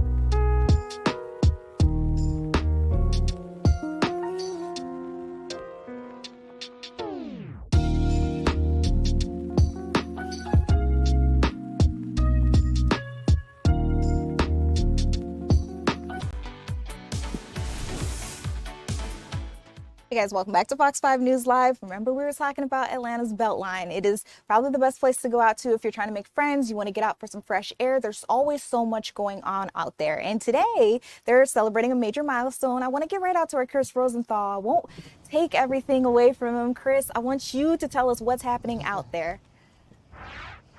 Yeah, absolutely. I'm on the BeltLine now in a 20-year milestone of Trees Atlanta, partnering with the Atlanta BeltLine here. You know, if you've been on the BeltLine, it's not just about restaurants and bars. It's about the you know, the trees, and really this is kind of like an outdoor garden. An arboretum is the word, huh? Yeah, it is an outdoor garden. Yeah, and I'm here with Greg Levine with Trees Atlanta, and first of all, tell me the big announcement today.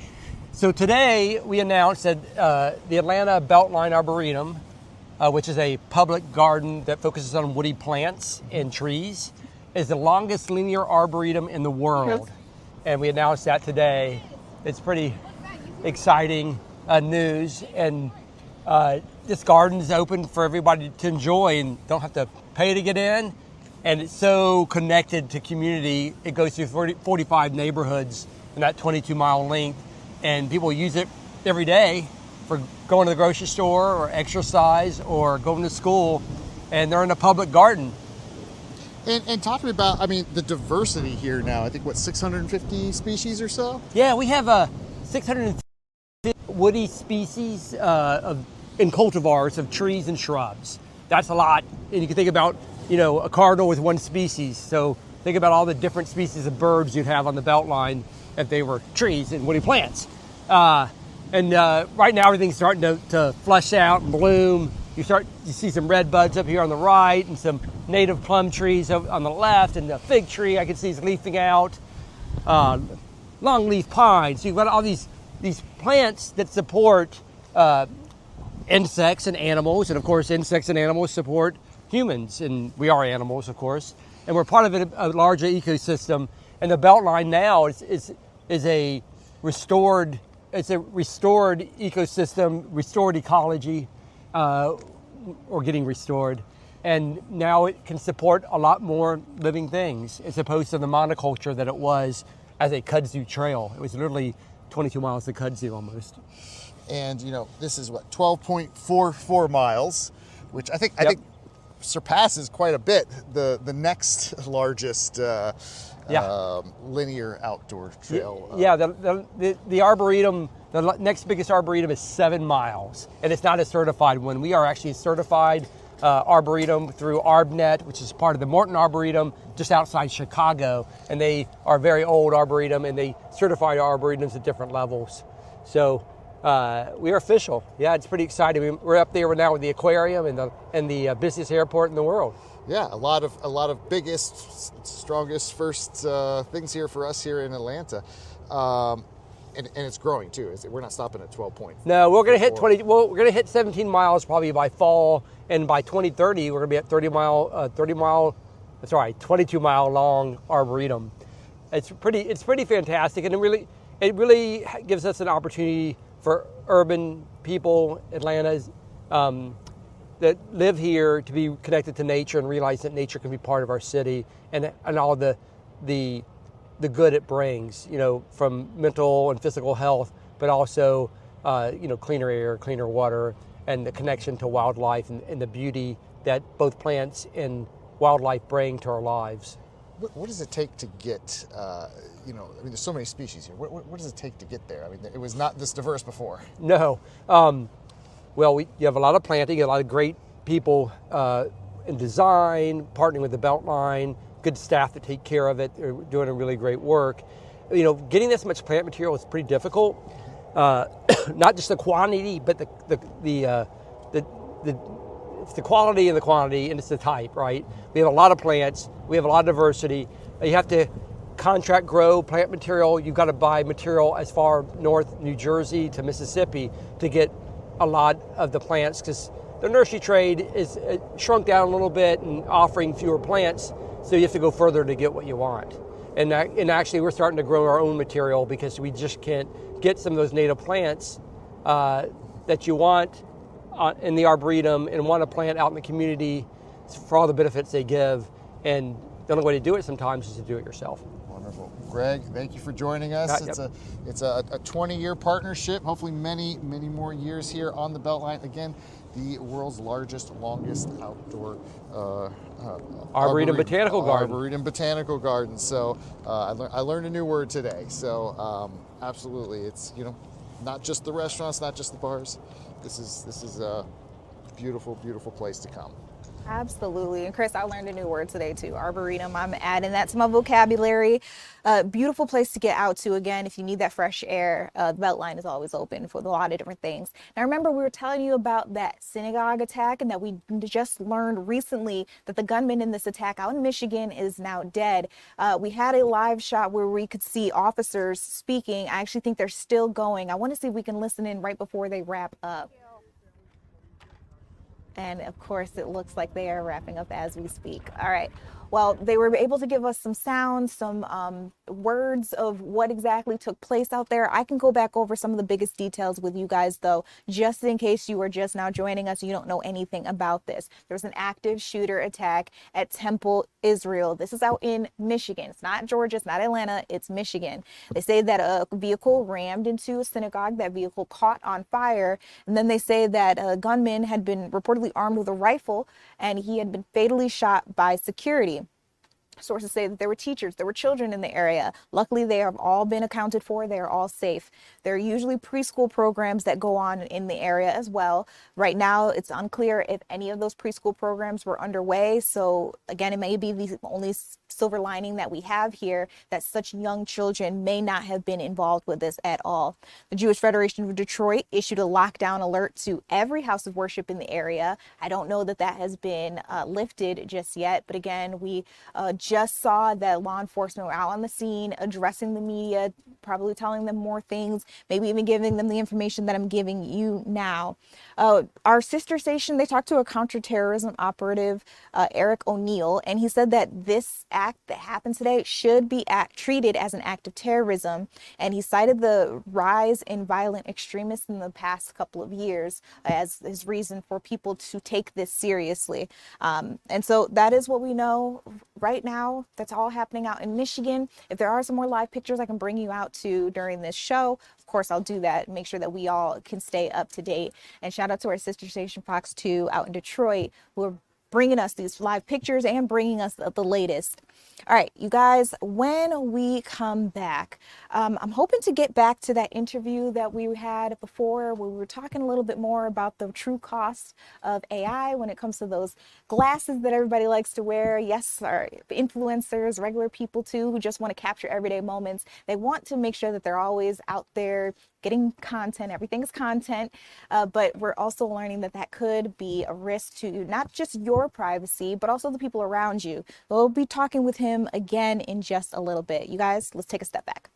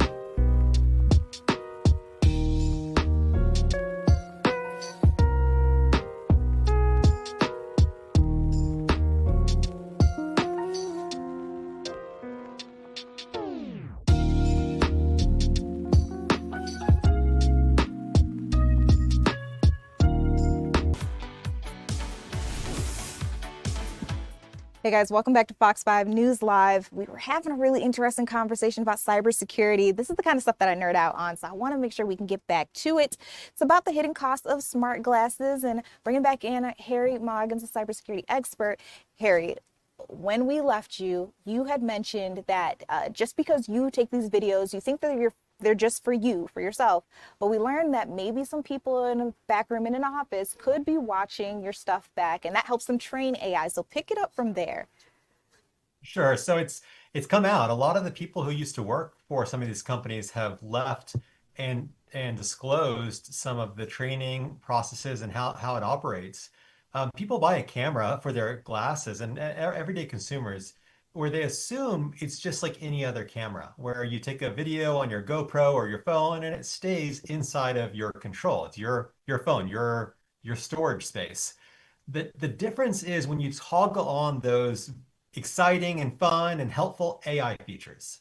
Because what happens in the terms of service and the fine print, when you get access to the object recognition, saying your glasses say, hey, this is a dog, or it takes it is auto tagging, or a lot of the AI new features, that doesn't do it on the glasses themselves. It sends it up to their cloud, and Meta or whoever owns these glasses can actually retain your video, even if you delete it from your local phone. Even if you personally get rid of it, they still hold it in a lot of cases. And furthermore, it's not just about them holding a copy of your video.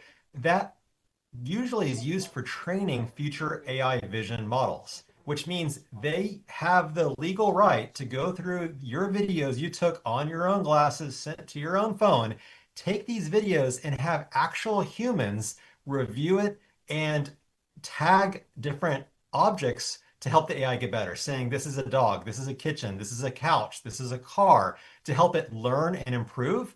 Which sounds innocuous right there, but what these former employees have come out and started saying is they were privy accidentally to seeing people take videos of sensitive financial documents or of private, intimate moments they didn't mean to, or bathroom type videos.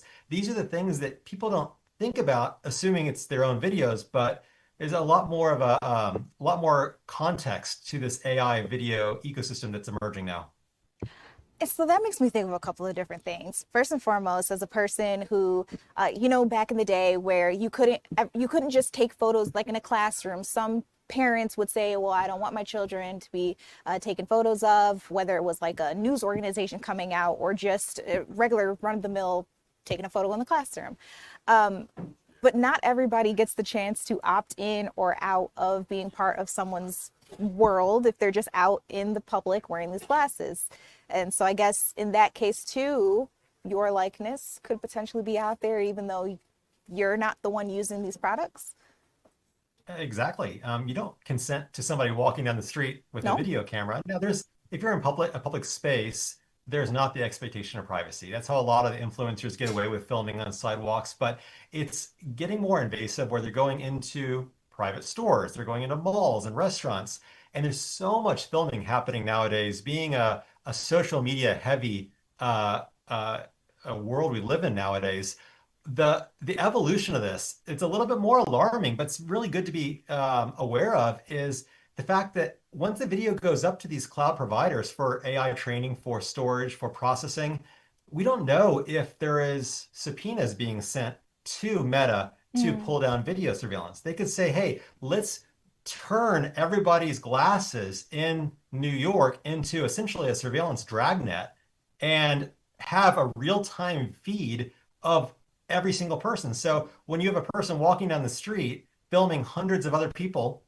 all those people could be going into a facial recognition system, being tagged in real time through, whatever three-letter acronym in the government, to create almost a real-time surveillance ecosystem that we didn't even think about when we were recording a funny video of our kid eating an ice cream. Okay, so Harry, I've got my little tinfoil hat on now, and here's a question for that. We have been talking about the ongoing attack with Iran and how that's turned into a war, how more people may be involved in this, including California potentially for some drone strikes. So you just mentioned there that if they chose a location, a geolocation, to use all of the cameras or these smartphones and whatnot in the area, potentially have a live feed of what's going on.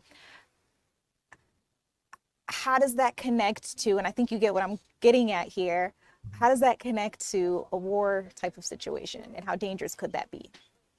Well, we know it's happening.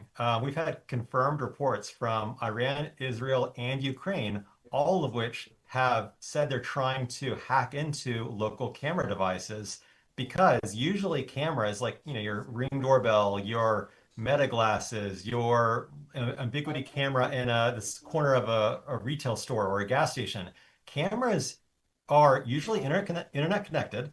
They usually have a real-time feed of what's visible. And most people aren't very good about updating the firmware. So they fall behind on security updates. So nation states, hackers, they look at them as almost an easy target. So when you have a war going on in Iran, it makes sense to say, rather than deploying satellites and drones with billion-dollar cameras, they do all that. But an easier option might just be, let's see if the civilians will give us an inside view into a real time what's happening on the ground.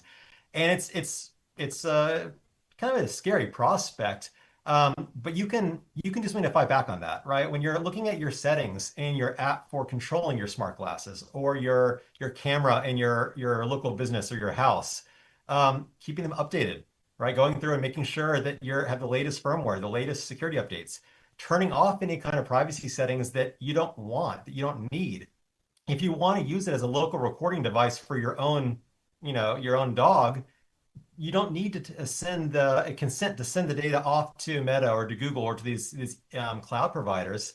Usually you can turn that off or turn off sharing. So you're not used as a pawn in these, this geopolitical wars or hackers, targets, or, you can take more control of the videos you capture. Harry, you're helping me make more sense of this. You're answering a lot of the questions that I have here, and I'm sure somebody out there just felt relieved when you said, hey, yes, you actually can opt out of this. So just because you have these products, just because you use them, just because you think they're cool, doesn't necessarily mean you need to feed the beast, so to speak. I appreciate you again. You're always able to take some of the most craziest, hardest concepts and then boil them down into something that's easily digestible for all of us. And I appreciate all the time that you bring us here. Absolutely. And one final thought on that as well is, don't be scared of technology. I don't mean to make it sound too terrifying. There's a lot of good that comes out of this. I have Meta glasses myself. So it's more about just being aware and being careful how they can be abused. That's the main takeaway. Be aware, be careful, and now we know the signs to look for as well to make sure that you are protecting your privacy and all of your content. All right, you guys, one more time, I want to get out to Michigan right now. Again, law enforcement, they're speaking on the grounds. And of course, again, they've just finished up. As soon as we see another person speaking, I'll try to get out there so you guys get the latest. But what we do have out there is that there's an active shooter situation at a synagogue. We heard that there were children in the area as well. All those children, the teachers that may have been around have been all accounted for. They are all safe, thankfully. But again, law enforcement, they're still giving us information from the scene. You're taking a live look out there at all of the police cars that have shown up to try to make sure that people are safe in the area. We'll be bringing you some more coverage on this when we come back.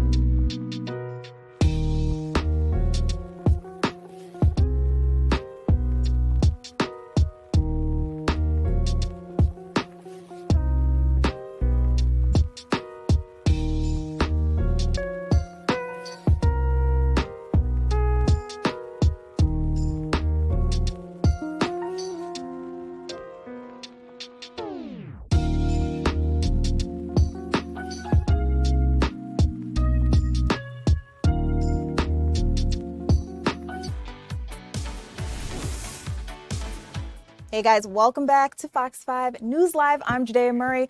Big news in sports yesterday. I was driving home. I got the notification on my phone. I had to pull over because I was like, what in the world is happening? Heard that the Atlanta Falcons decided to release Kirk Cousins, the QB, the veteran QB at that. He was super paid as well.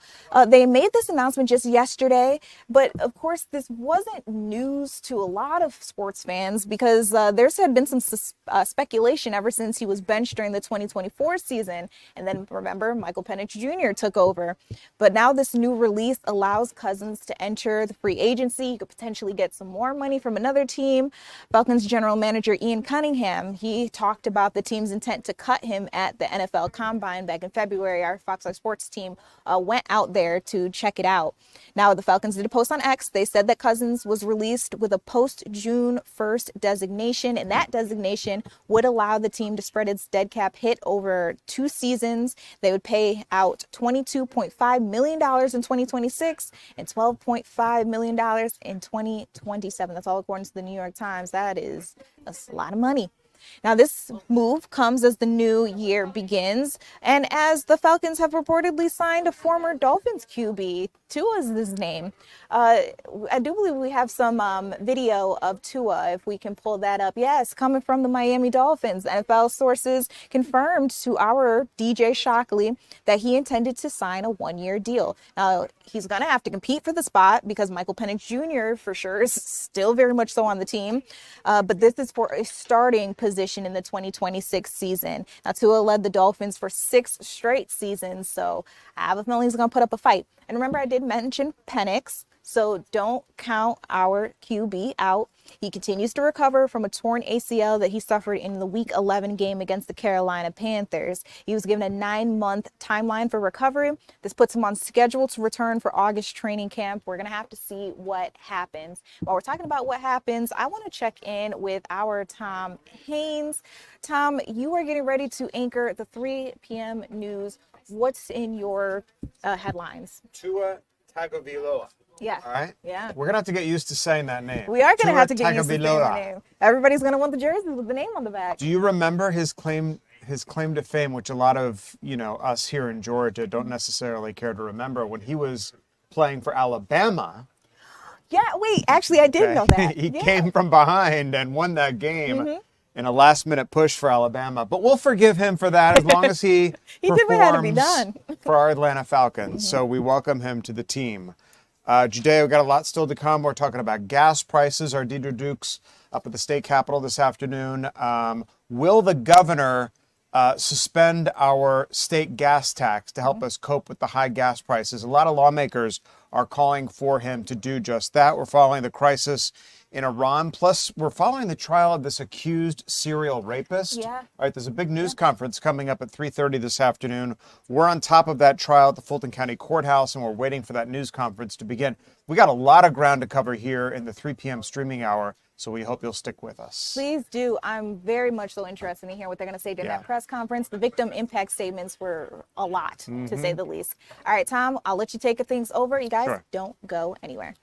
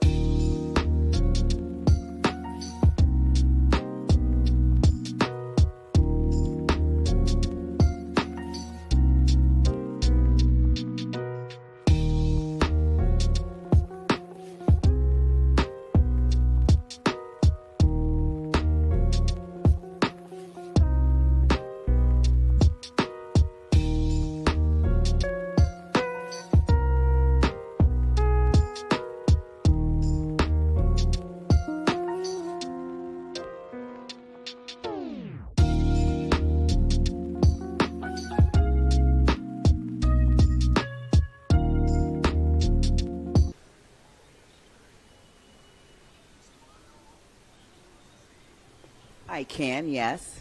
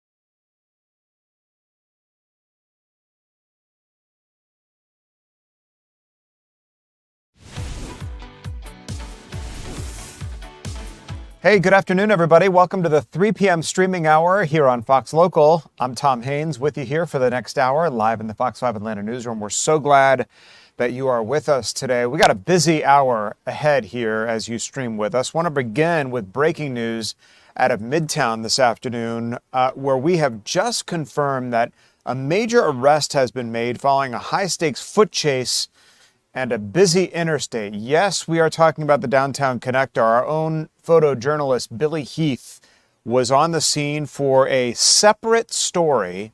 Leave it to Billy Heath to catch something in action and take a look what he caught here. He caught this incredible footage. You're looking at the suspect making a desperate run for it across the lanes of I-85. Police tell us that man didn't get very far. Take a look at what happened. Atlanta PD confirms they now have him in custody. Investigators say that he is the primary suspect in a stabbing that happened earlier today near 1460 West Peachtree Street.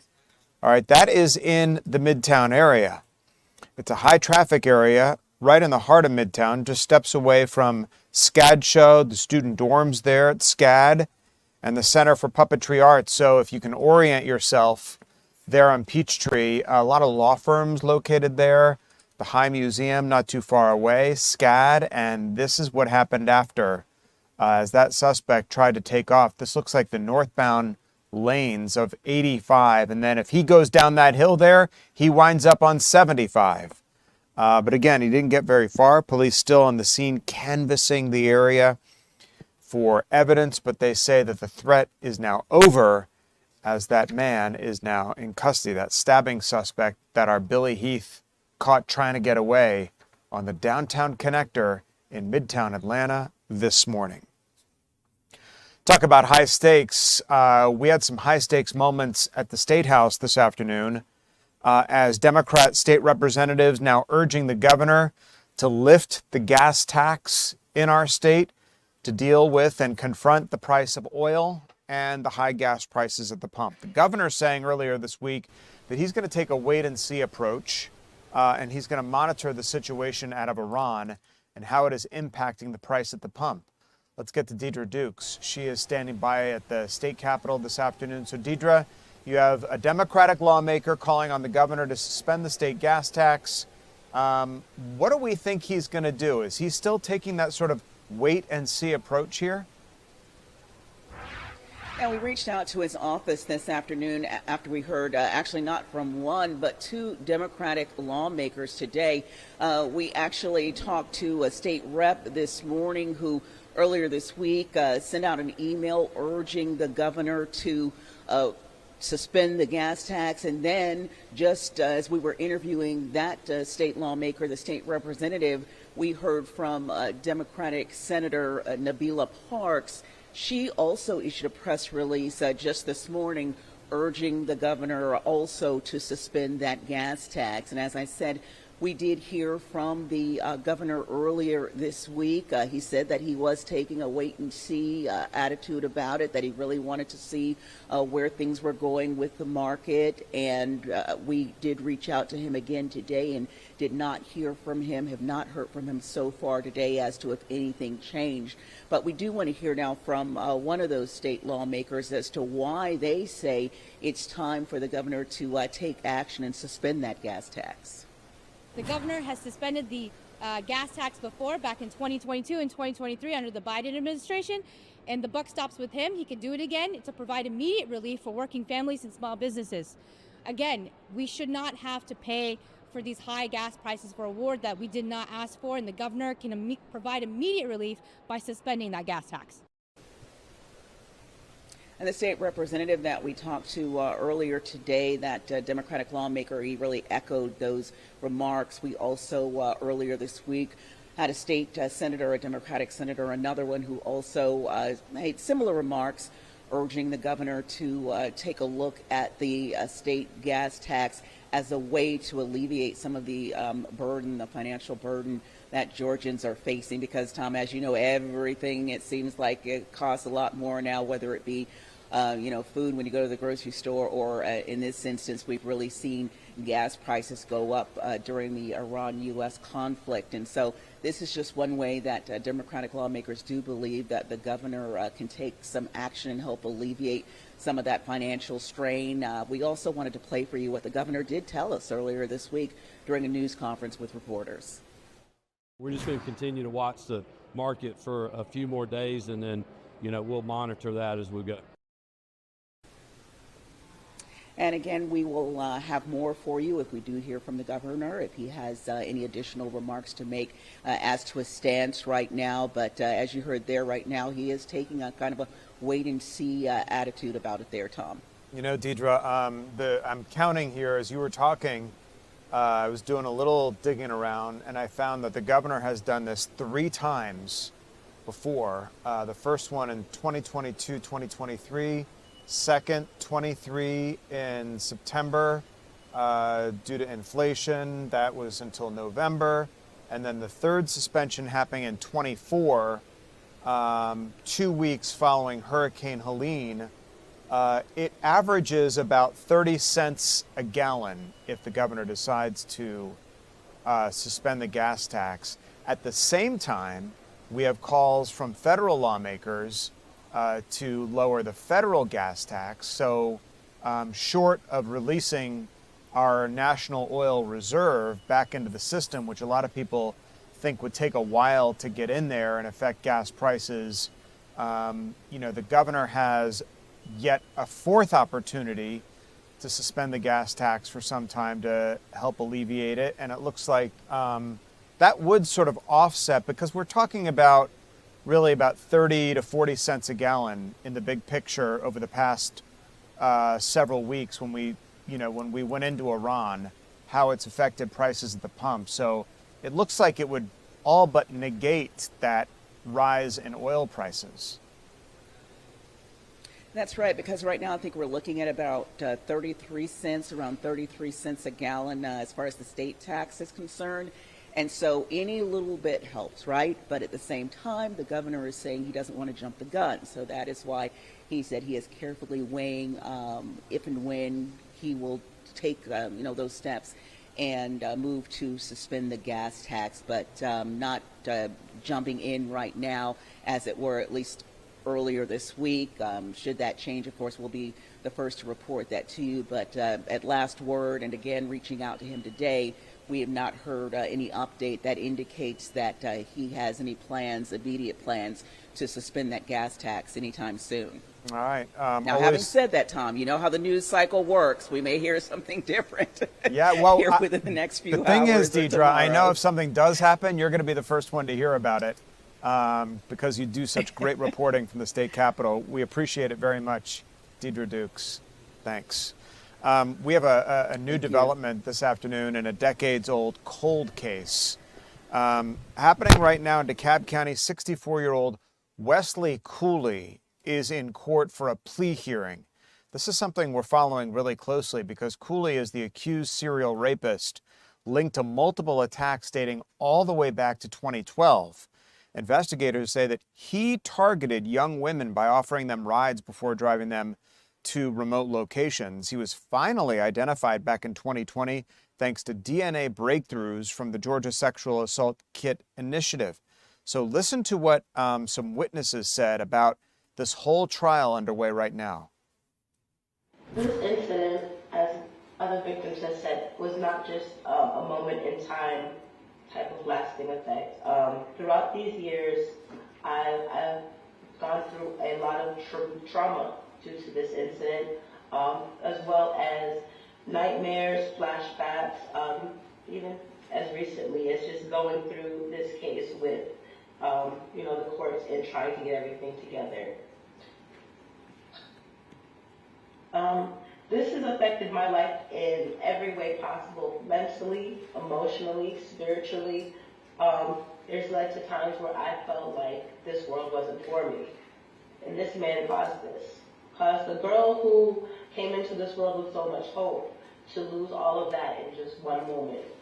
I look around in my life and I see fear everywhere. I'm afraid of everybody and everything. And though I may put on a good mask and work through life just to maintain, because I don't want to be a victim. I don't want to have the stain of an incident show out to other people that I'm some kind of a failure, because that's what I felt like all of my life. And I failed myself. I failed everybody by being a victim to something like this. I have severe anxiety. It's very hard for me to speak and get my thoughts together, so if I do seem like I'm kind of jumbled, that's my real effect. Like seeing this man in front of me right now is bringing me a lot of pain right now. So I just wanted to let you know in real time and raw testimony that this lasting effect to me from then until now has been very real. Thank you. Some very impactful statements there from victims of 64-year-old Wesley Cooley in court for a plea hearing today. The accused serial rapist linked to multiple attacks dating all the way back to 2012. We are watching the courthouse very closely this afternoon. Again, we're expecting that news conference to happen at 3:30 to talk about the outcome of this hearing. And of course, when that happens, we want to bring it to you live because there's some very interesting aspects to this story that we're expecting to hear in that news conference coming up. Loved ones preparing to say a final goodbye to the Hall County teacher that was so sadly killed in a prank that family members are calling just a tragic accident. Funeral services for Jason Hughes now planned for Saturday at 11 a.m. at Family Church on Thompson Bridge Road in Gainesville. Hughes died last week after tripping in front of a moving vehicle while chasing a group of teenagers who had toilet papered his house in a prank. Despite felony charges against the 18-year-old driver of that vehicle, the Hughes family is publicly calling for those charges to be dropped, describing the incident as a heartbreaking accident. Instead of flowers, the family asking donations be made to the NG3 organization in his memory. The city of Mapleton is halting all plans for new immigration detention centers. In a vote Wednesday night, Mayor Michael Owens and the city council approved an immediate temporary moratorium on the development or expansion of any ICE facilities within city limits. Officials cite concerns over severe economic strain and potential damage to local water and sewer infrastructure. The ban on new permits, scheduled to last through December 2028, while the city updates its zoning codes. City leaders say detention centers are incompatible with their vision for the community, noting that they can create a climate of fear. It's currently unclear if the Department of Homeland Security was actively looking at sites in Mapleton before this vote. If you live or you work in Cobb County, you might hear some unusual noise coming from Dobbins Air Reserve Base through the end of the week. The 94th Airlift Wing conducting routine training exercises there at the base, and neighboring communities should expect to hear what is being described as loud sirens going off in that area and the so-called giant voice notification system. You won't be able to miss it if you live up there.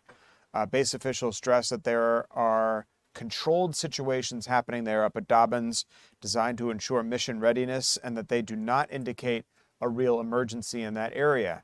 As these things happen, of course, we're going to keep coming on with you, letting you know that this is just a drill. Officials say if an actual incident were to occur, alerts will be sent out through local emergency management partners. The drills and the accompanying noise are expected to continue through the weekend. So we'll continue to keep on top of that out of Dobbins Air Reserve Base. As we continue, that rain, the storms move through overnight, giving way to sunny skies, but much colder out there and some blustery conditions too.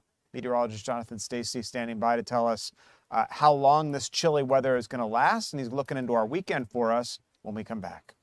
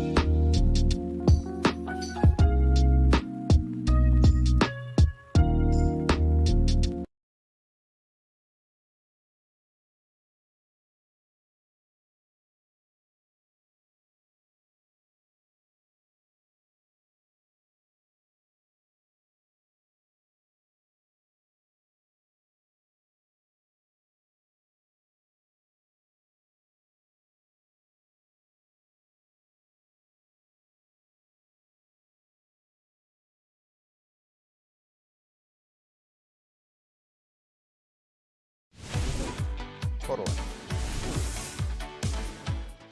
DeKalb County school bus is off the road this morning after crashing into a tree. We got video of this situation earlier today. Some scary moments out there as district officials said the bus was carrying 29 students to Montclair Elementary School.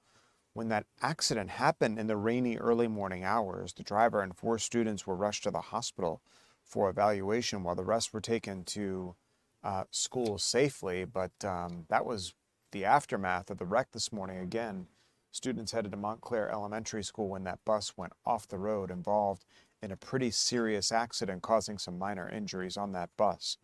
A police car collided with a tractor trailer on La Vista Road at Montreal Road. This happened right near North Lake Mall. And take a look at that cruiser there. Totally mangled as a result of that wreck. Caitlin Pratt just happened to be in that area when it happened, and she sent us the video that you're looking at right now. Still no word on whether anybody was injured in this crash, but it was a pretty serious one taking over that entire intersection. Needless to say, we've received so many reports of flooding, and this happened. Thank goodness nobody was injured here. You could see that train rolling by.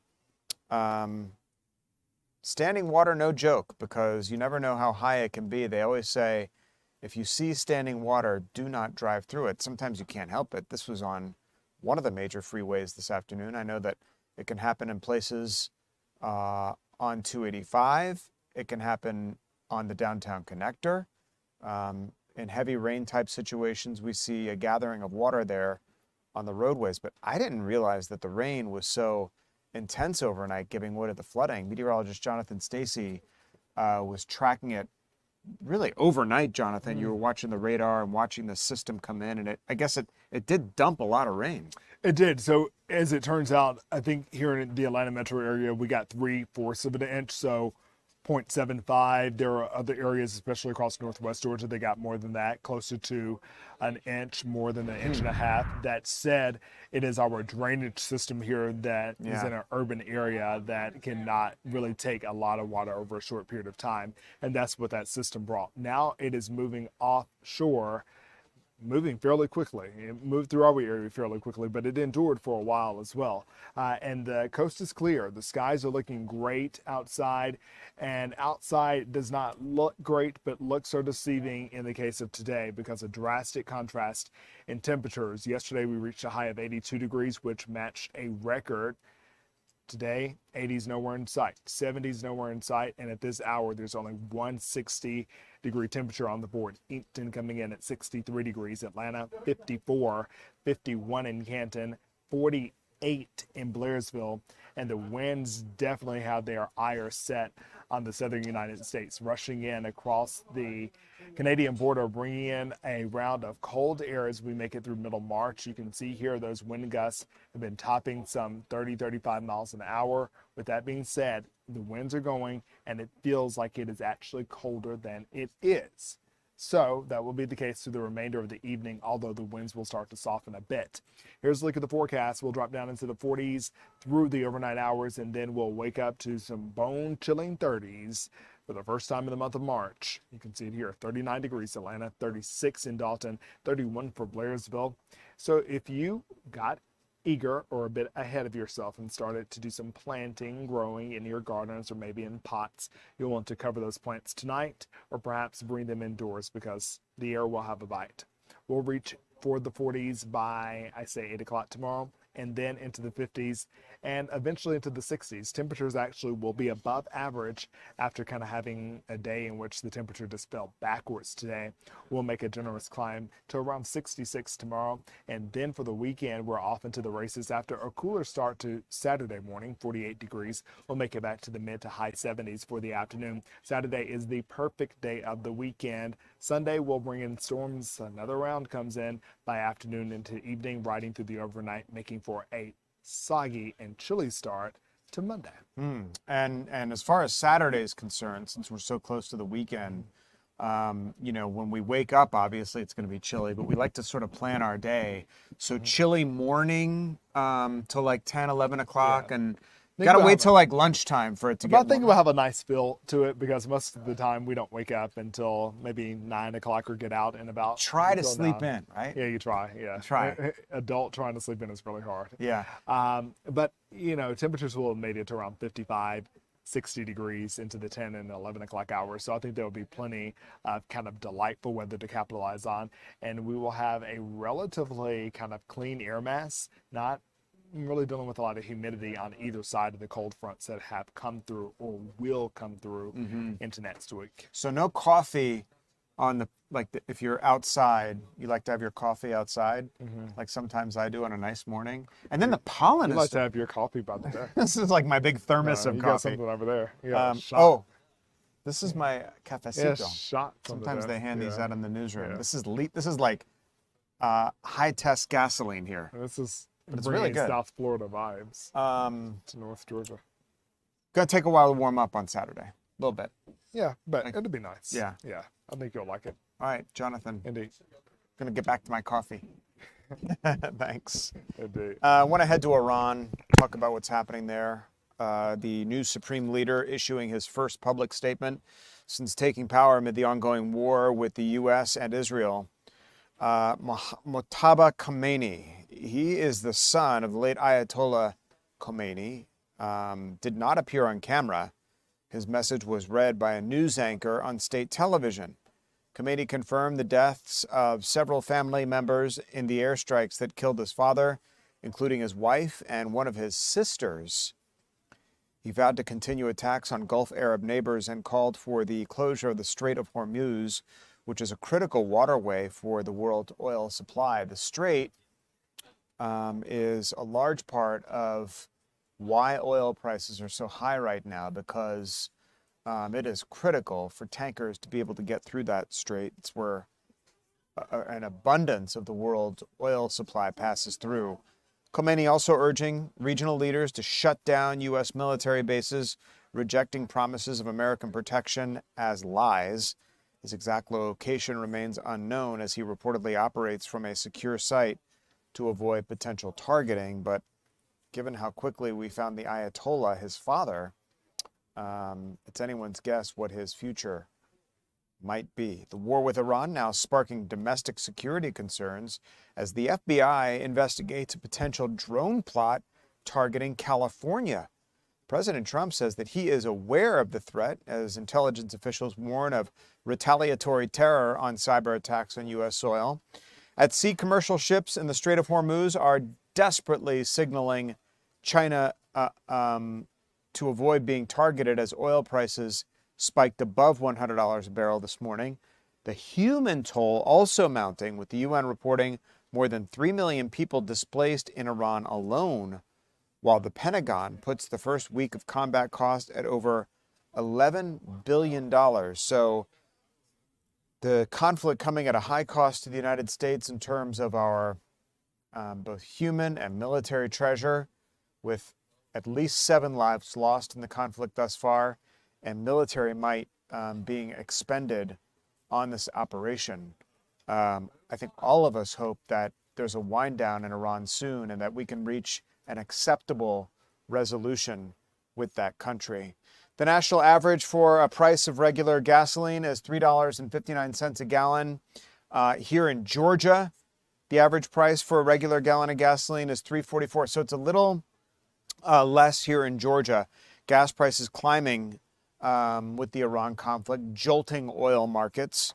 AAA reporting Metro Atlanta seeing some of the highest prices in the state, with the only relief coming further south. The further south you go, the lower the oil prices go. Volatility pushing some drivers toward electric vehicles right now.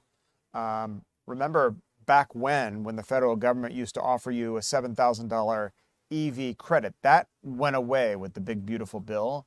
But a lot of people are saying with the volatility in gas prices, they might rethink purchasing an electric vehicle like a Tesla or a Rivian or something like that to help get them through these rough times. And of course, all eyes are on the governor's mansion as Governor Kemp weighs whether to provide Georgians some relief in the way of a temporary suspension of our state gas tax. New polling shows Americans are deeply divided about the war in Iran. A recent Quinnipiac poll finds that 53% of voters oppose the military action, while 3/4 are firmly against sending in ground troops. There's also major concerns over the economic fallout, with 2/3 of Americans expecting gas prices to get even worse here over the coming days and weeks. And remember what we were saying, even if the strait is opened, it's going to take quite some time for that to hit the price of gasoline. A lot more is still ahead as we continue waiting on that news conference about this alleged serial rapist. He was in a trial hearing this morning, and the attorneys involved and the prosecutors in that case are going to provide us an update as we continue.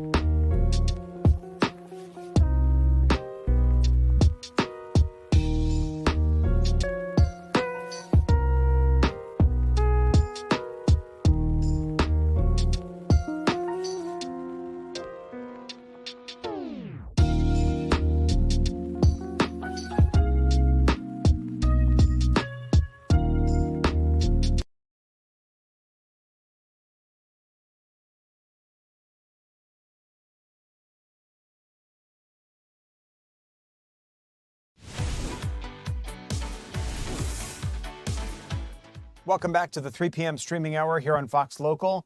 I am your host, Tom Haines, here live in the Fox 5 Atlanta newsroom with you as we work our way through the top stories of the afternoon.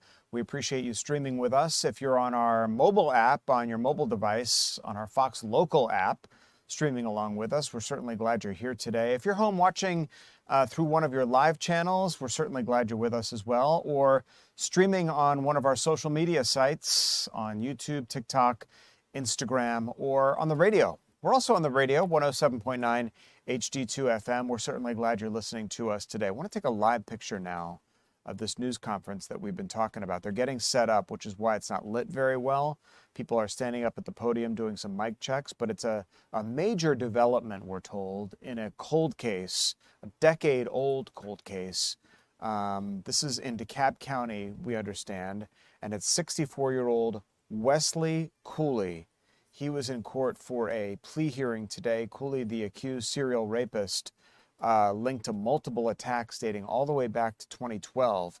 Investigators say that he targeted young women by offering them rides before driving them to remote locations. So our cameras are there, live, set up. This is happening right now as officials work to make sure that the lighting, the cameras, everything is appropriate and ready to go. And as soon as the district attorney's office walks out to update us on this case, we will return to it live. I want to take you now to some other stories making headlines out of our nation's capital this afternoon.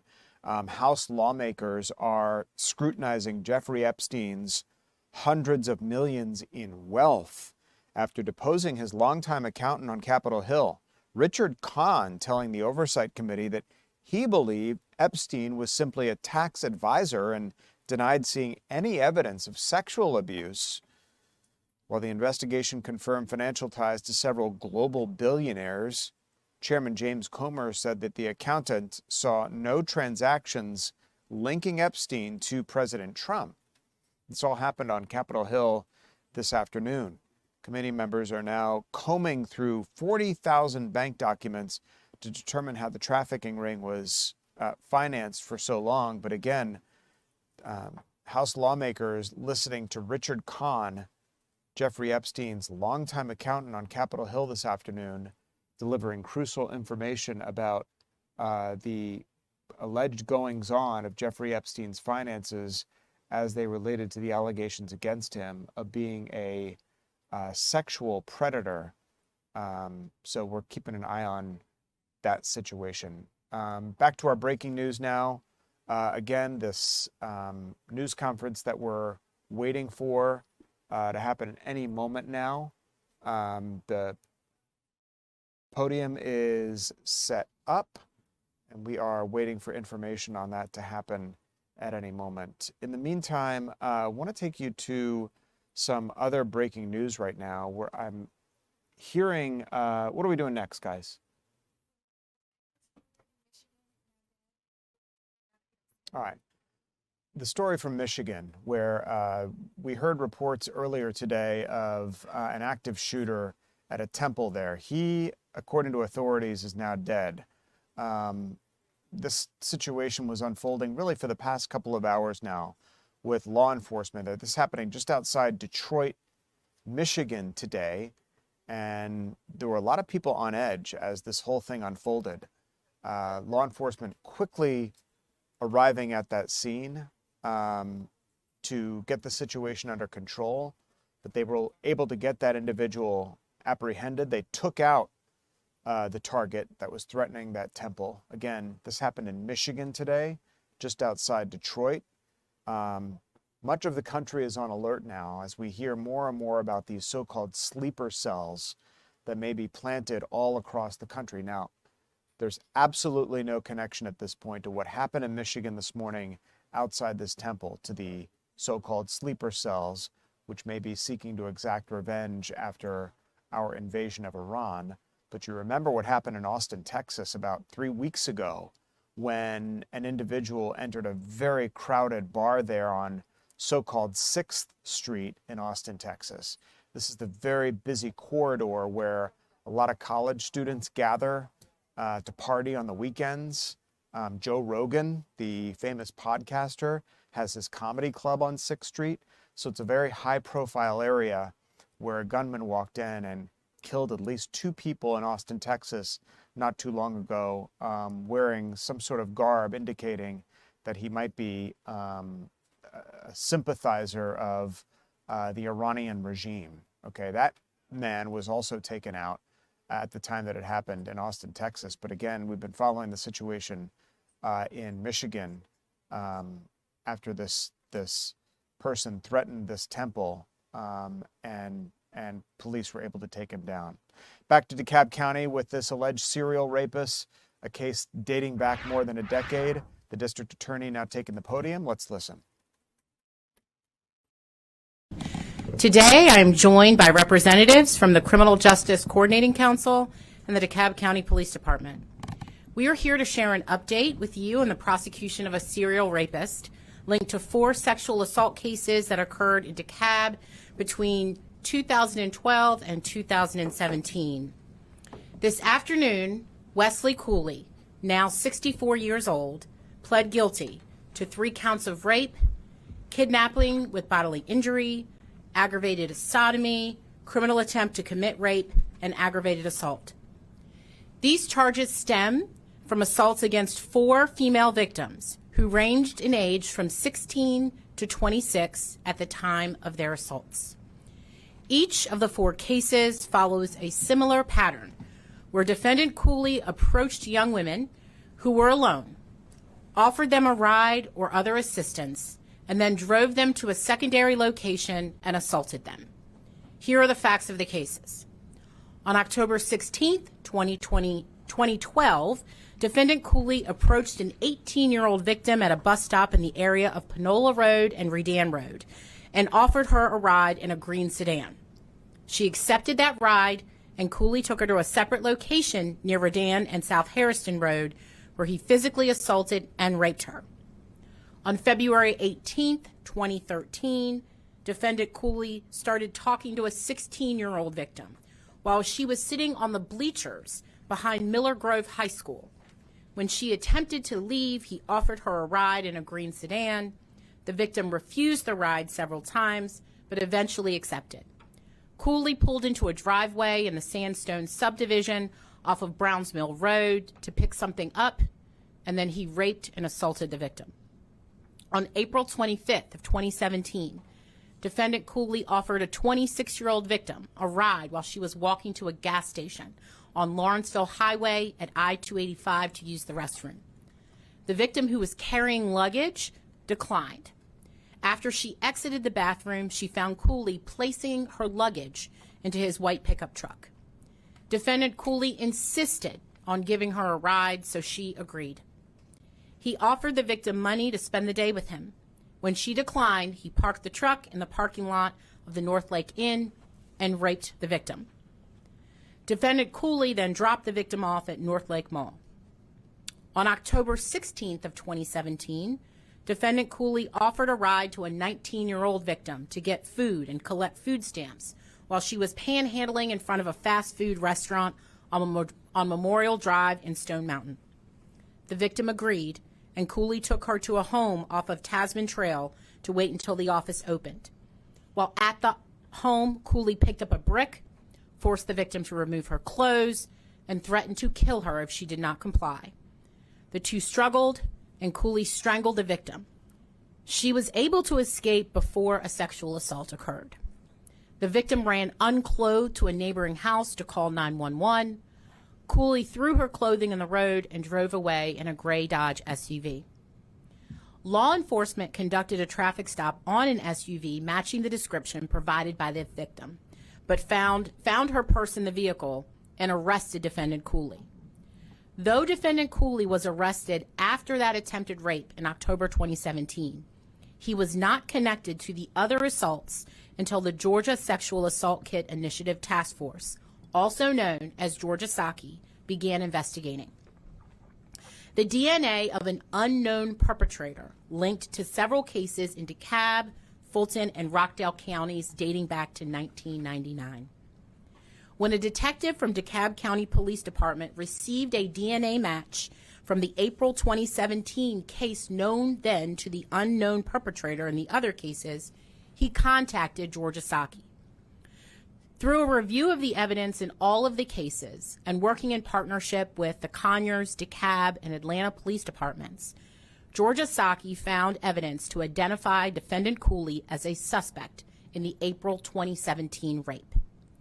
Georgia Saki secured a warrant for a DNA sample from Cooley and confirmed in January 2020 that he was the positive DNA match to all of the cases with the same unknown perpetrator. After defendant Cooley's DNA was linked to the cases, he was arrested near his Conyers home in February of 2020 by the DeKalb County Sheriff's Office with assistance from the Rockdale County Sheriff's Office. Cooley has been held in the DeKalb County Jail without bond since his arrest. He was indicted by a DeKalb County grand jury in April of 2022. Wesley Cooley terrorized women in our community for years, and today his victims finally received justice when he was sentenced to life in prison without the possibility of parole plus 50 years. No matter how much time has passed, it's important that we hold dangerous offenders accountable and send the message that those who prey upon the people of DeKalb County and Metro Atlanta will be brought to justice. I want to take a moment to acknowledge the survivors in these assaults. These survivors were young when the attacks occurred. They have spent years waiting for answers and have been haunted by these crimes. While we know that nothing can change what happened to them, we hope today will bring them some comfort and a measure of closure. To them, I would like to say, we believe you, we stand with you, and we are holding your attacker accountable. As I mentioned, Cooley was identified through the investigative work of the Georgia Sexual Assault Kit Initiative Task Force. Georgia Saki was created in 2018 in partnership with the Georgia Criminal Justice Coordinating Council, the CJCC, as part of a multi-year, multi-million-dollar federal grant under the National Sexual Assault Kit Initiative.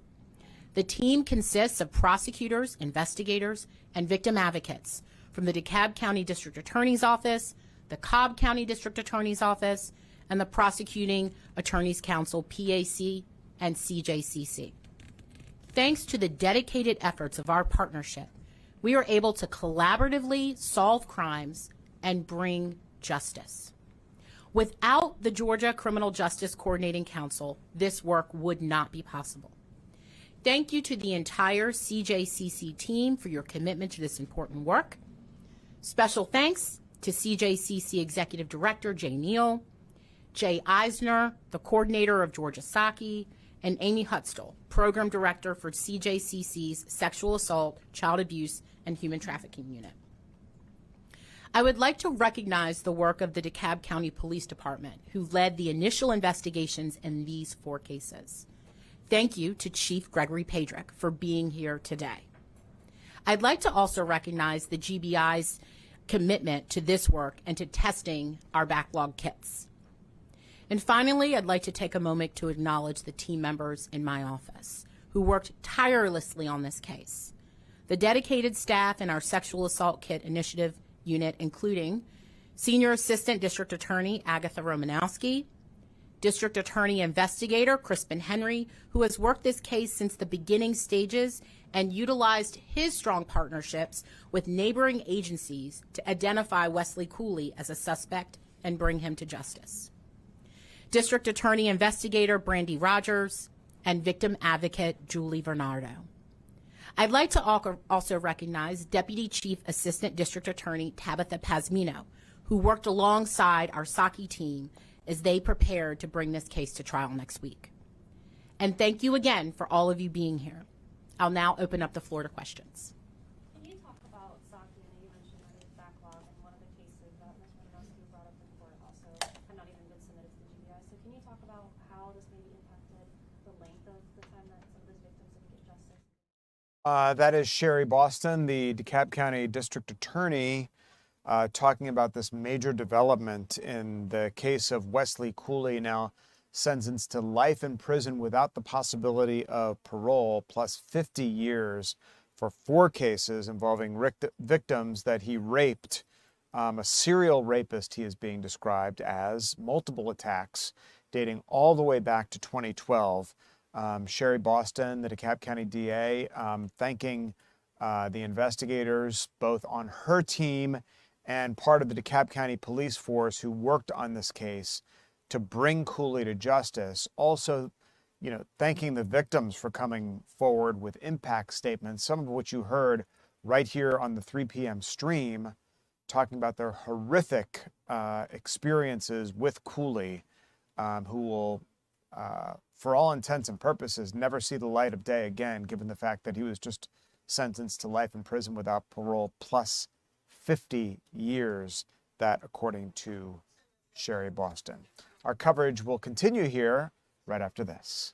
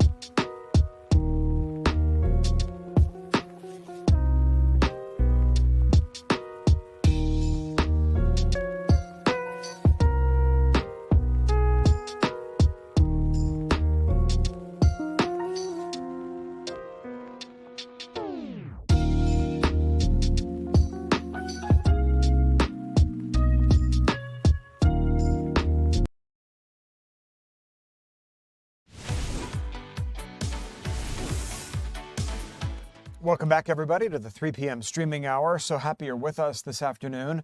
I'm Tom Haynes, live with you here in the Fox 5 Atlanta newsroom. Just heard that live news conference from the DeKalb County District Attorney about some major charges for Wesley Cooley, accused in 4 instances as a serial rapist, life in prison without the possibility of parole, plus 50 years. You heard that unfold right here live. We took that news conference for you.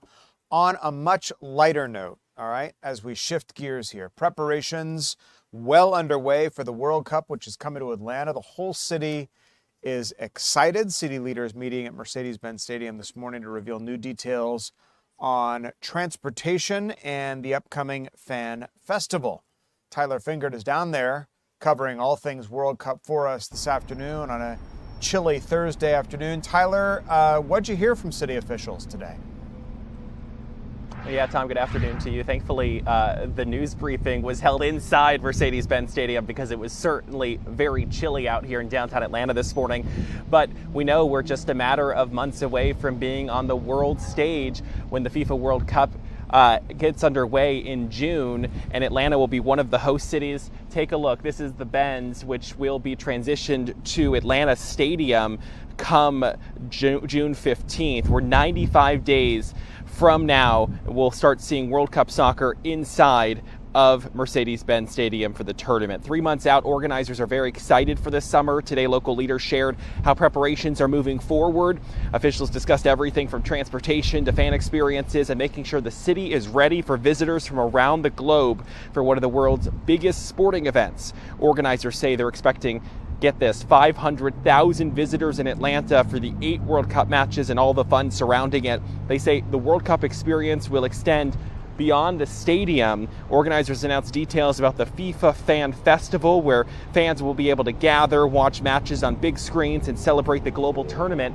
That is going to happen at Centennial Olympic Park. And if you think about it, back in 1996, we had the Olympics here, and that is when Centennial Olympic Park became what it is now. So 30 years later, they're going to be utilizing it for another global event. That is the World Cup. So there's obviously a lot of excitement being able to come full circle. They used it for the Olympics in 1996. Now in 2026, they're going to be using Centennial Olympic Park for the World Cup fan experience. So a lot of people excited about that. FanFest will present Georgia to the world, they say, with lots of local talent, food, and vendors. With the countdown to the first match now underway, leaders say Atlanta is working to make sure the city is ready to welcome the world, and Atlanta police are also preparing to keep everyone safe. Take a listen to not only Atlanta police, but also the World Cup organizing host committee, the guy in charge of it. Take a listen. There's work to be done. It's a good question. Right now we're getting into more of the operational mode and also the fan experience mode. We announced our FanFest plans for today, which is going to be open to the public, free of charge, and an opportunity really to be the central place for World Cup in downtown if you have a match ticket or even if you don't have a match ticket. So we're excited about that. But now we're really focused on the operational phase of things. 30 years ago, the Olympics were here, and most of our department is a young department. So excited, nervous. The young officers really don't know what to expect. So it's our job and my job to make sure that we are ready. But again, we are ready to welcome the world to Atlanta, to put our best foot forward, to let them know why Atlanta continues to get big events like this. It's not by accident. And so, but we have to be ready. We have to be fluid and be able to make sure that if something happens, that we're ready to react. And organizers and officials have said this over and over. Atlanta knows how to do big events well. We had the College Football National Championship just within the last year and a half. Then last year in Cobb County, we had the All-Star Game for MLB. We have the Super Bowl. We have lots of big events that take place here in downtown Atlanta and throughout the Atlanta metro area. So a lot of different organizations know how to handle these things. And organizers say they want to make sure the world gets a chance to experience Atlanta. So they're excited for the first match in June. And for me, when I started thinking about when they were talking about they want to have local food vendors and local artists performing in that fan festival, Tom, the first thing that came to mind for me was hopefully there's going to be a vendor that is selling lemon pepper wet wings, because I think everyone around the world needs to try them. Because what? Lemon pepper wet? I thought they were just lemon pepper wings. I've never heard of a wet wing. Have you? You can have both. You guys heard of a wet wing? You can have lemon pepper wet, lemon pepper. Okay, I stand corrected. I am getting unanimously overruled Okay, here. I was going to say, I've had it multiple times. It is fantastic. Maybe JR Crickets or one of the other brands around Atlanta. Why does a wing have to be wet? Maybe saucy. All right, I'm hearing saucy. Like you, Tyler. I'm just at a loss for words, Tom. But Tyler, on a more serious note, I mean, I was just listening to you, watching your video. It is incredible how all of this is coming together, because there are so many moving parts. You know, you got people coming in, there's the transportation angle, you got city safety, there's the police angle, you got the organizers inside Mercedes-Benz, you have all these events happening everywhere. It has to be sort of this harmonious coming together of all these like different parts of this World Cup, and as you said, bringing so many tens and hundreds of thousands of people through our city. It's like a remarkable undertaking. Yeah, you have to think about it. Since we do so many big events like this, there's already teams in place that handle different things. Like when the national championship game here, there was a host committee, Dan Corso, who was the man you heard from first in that soundbite. He was helping lead the charge on the national championship. I'm sure he's going to be also leading the charge for the Super Bowl when it comes to town again. You just have to think that they are constantly preparing for these big events, and they're constantly trying to attract these big events here because they want to make sure that Atlanta continues to be represented on the stage nationally here in the United States, but also globally. And so they're super excited that we're one of the host cities for the FIFA World Cup. And the great thing is you can watch it here on Fox. Yeah, indeed. It's an impressive undertaking. We can't wait. Tyler Finger, great coverage down from the Benz this afternoon. Tyler, thanks. And thank you for streaming with us here for the 3 p.m. hour. I'm Tom Haynes with you live in the Fox 5 Atlanta newsroom. Don't go anywhere. The news continues right here, right now.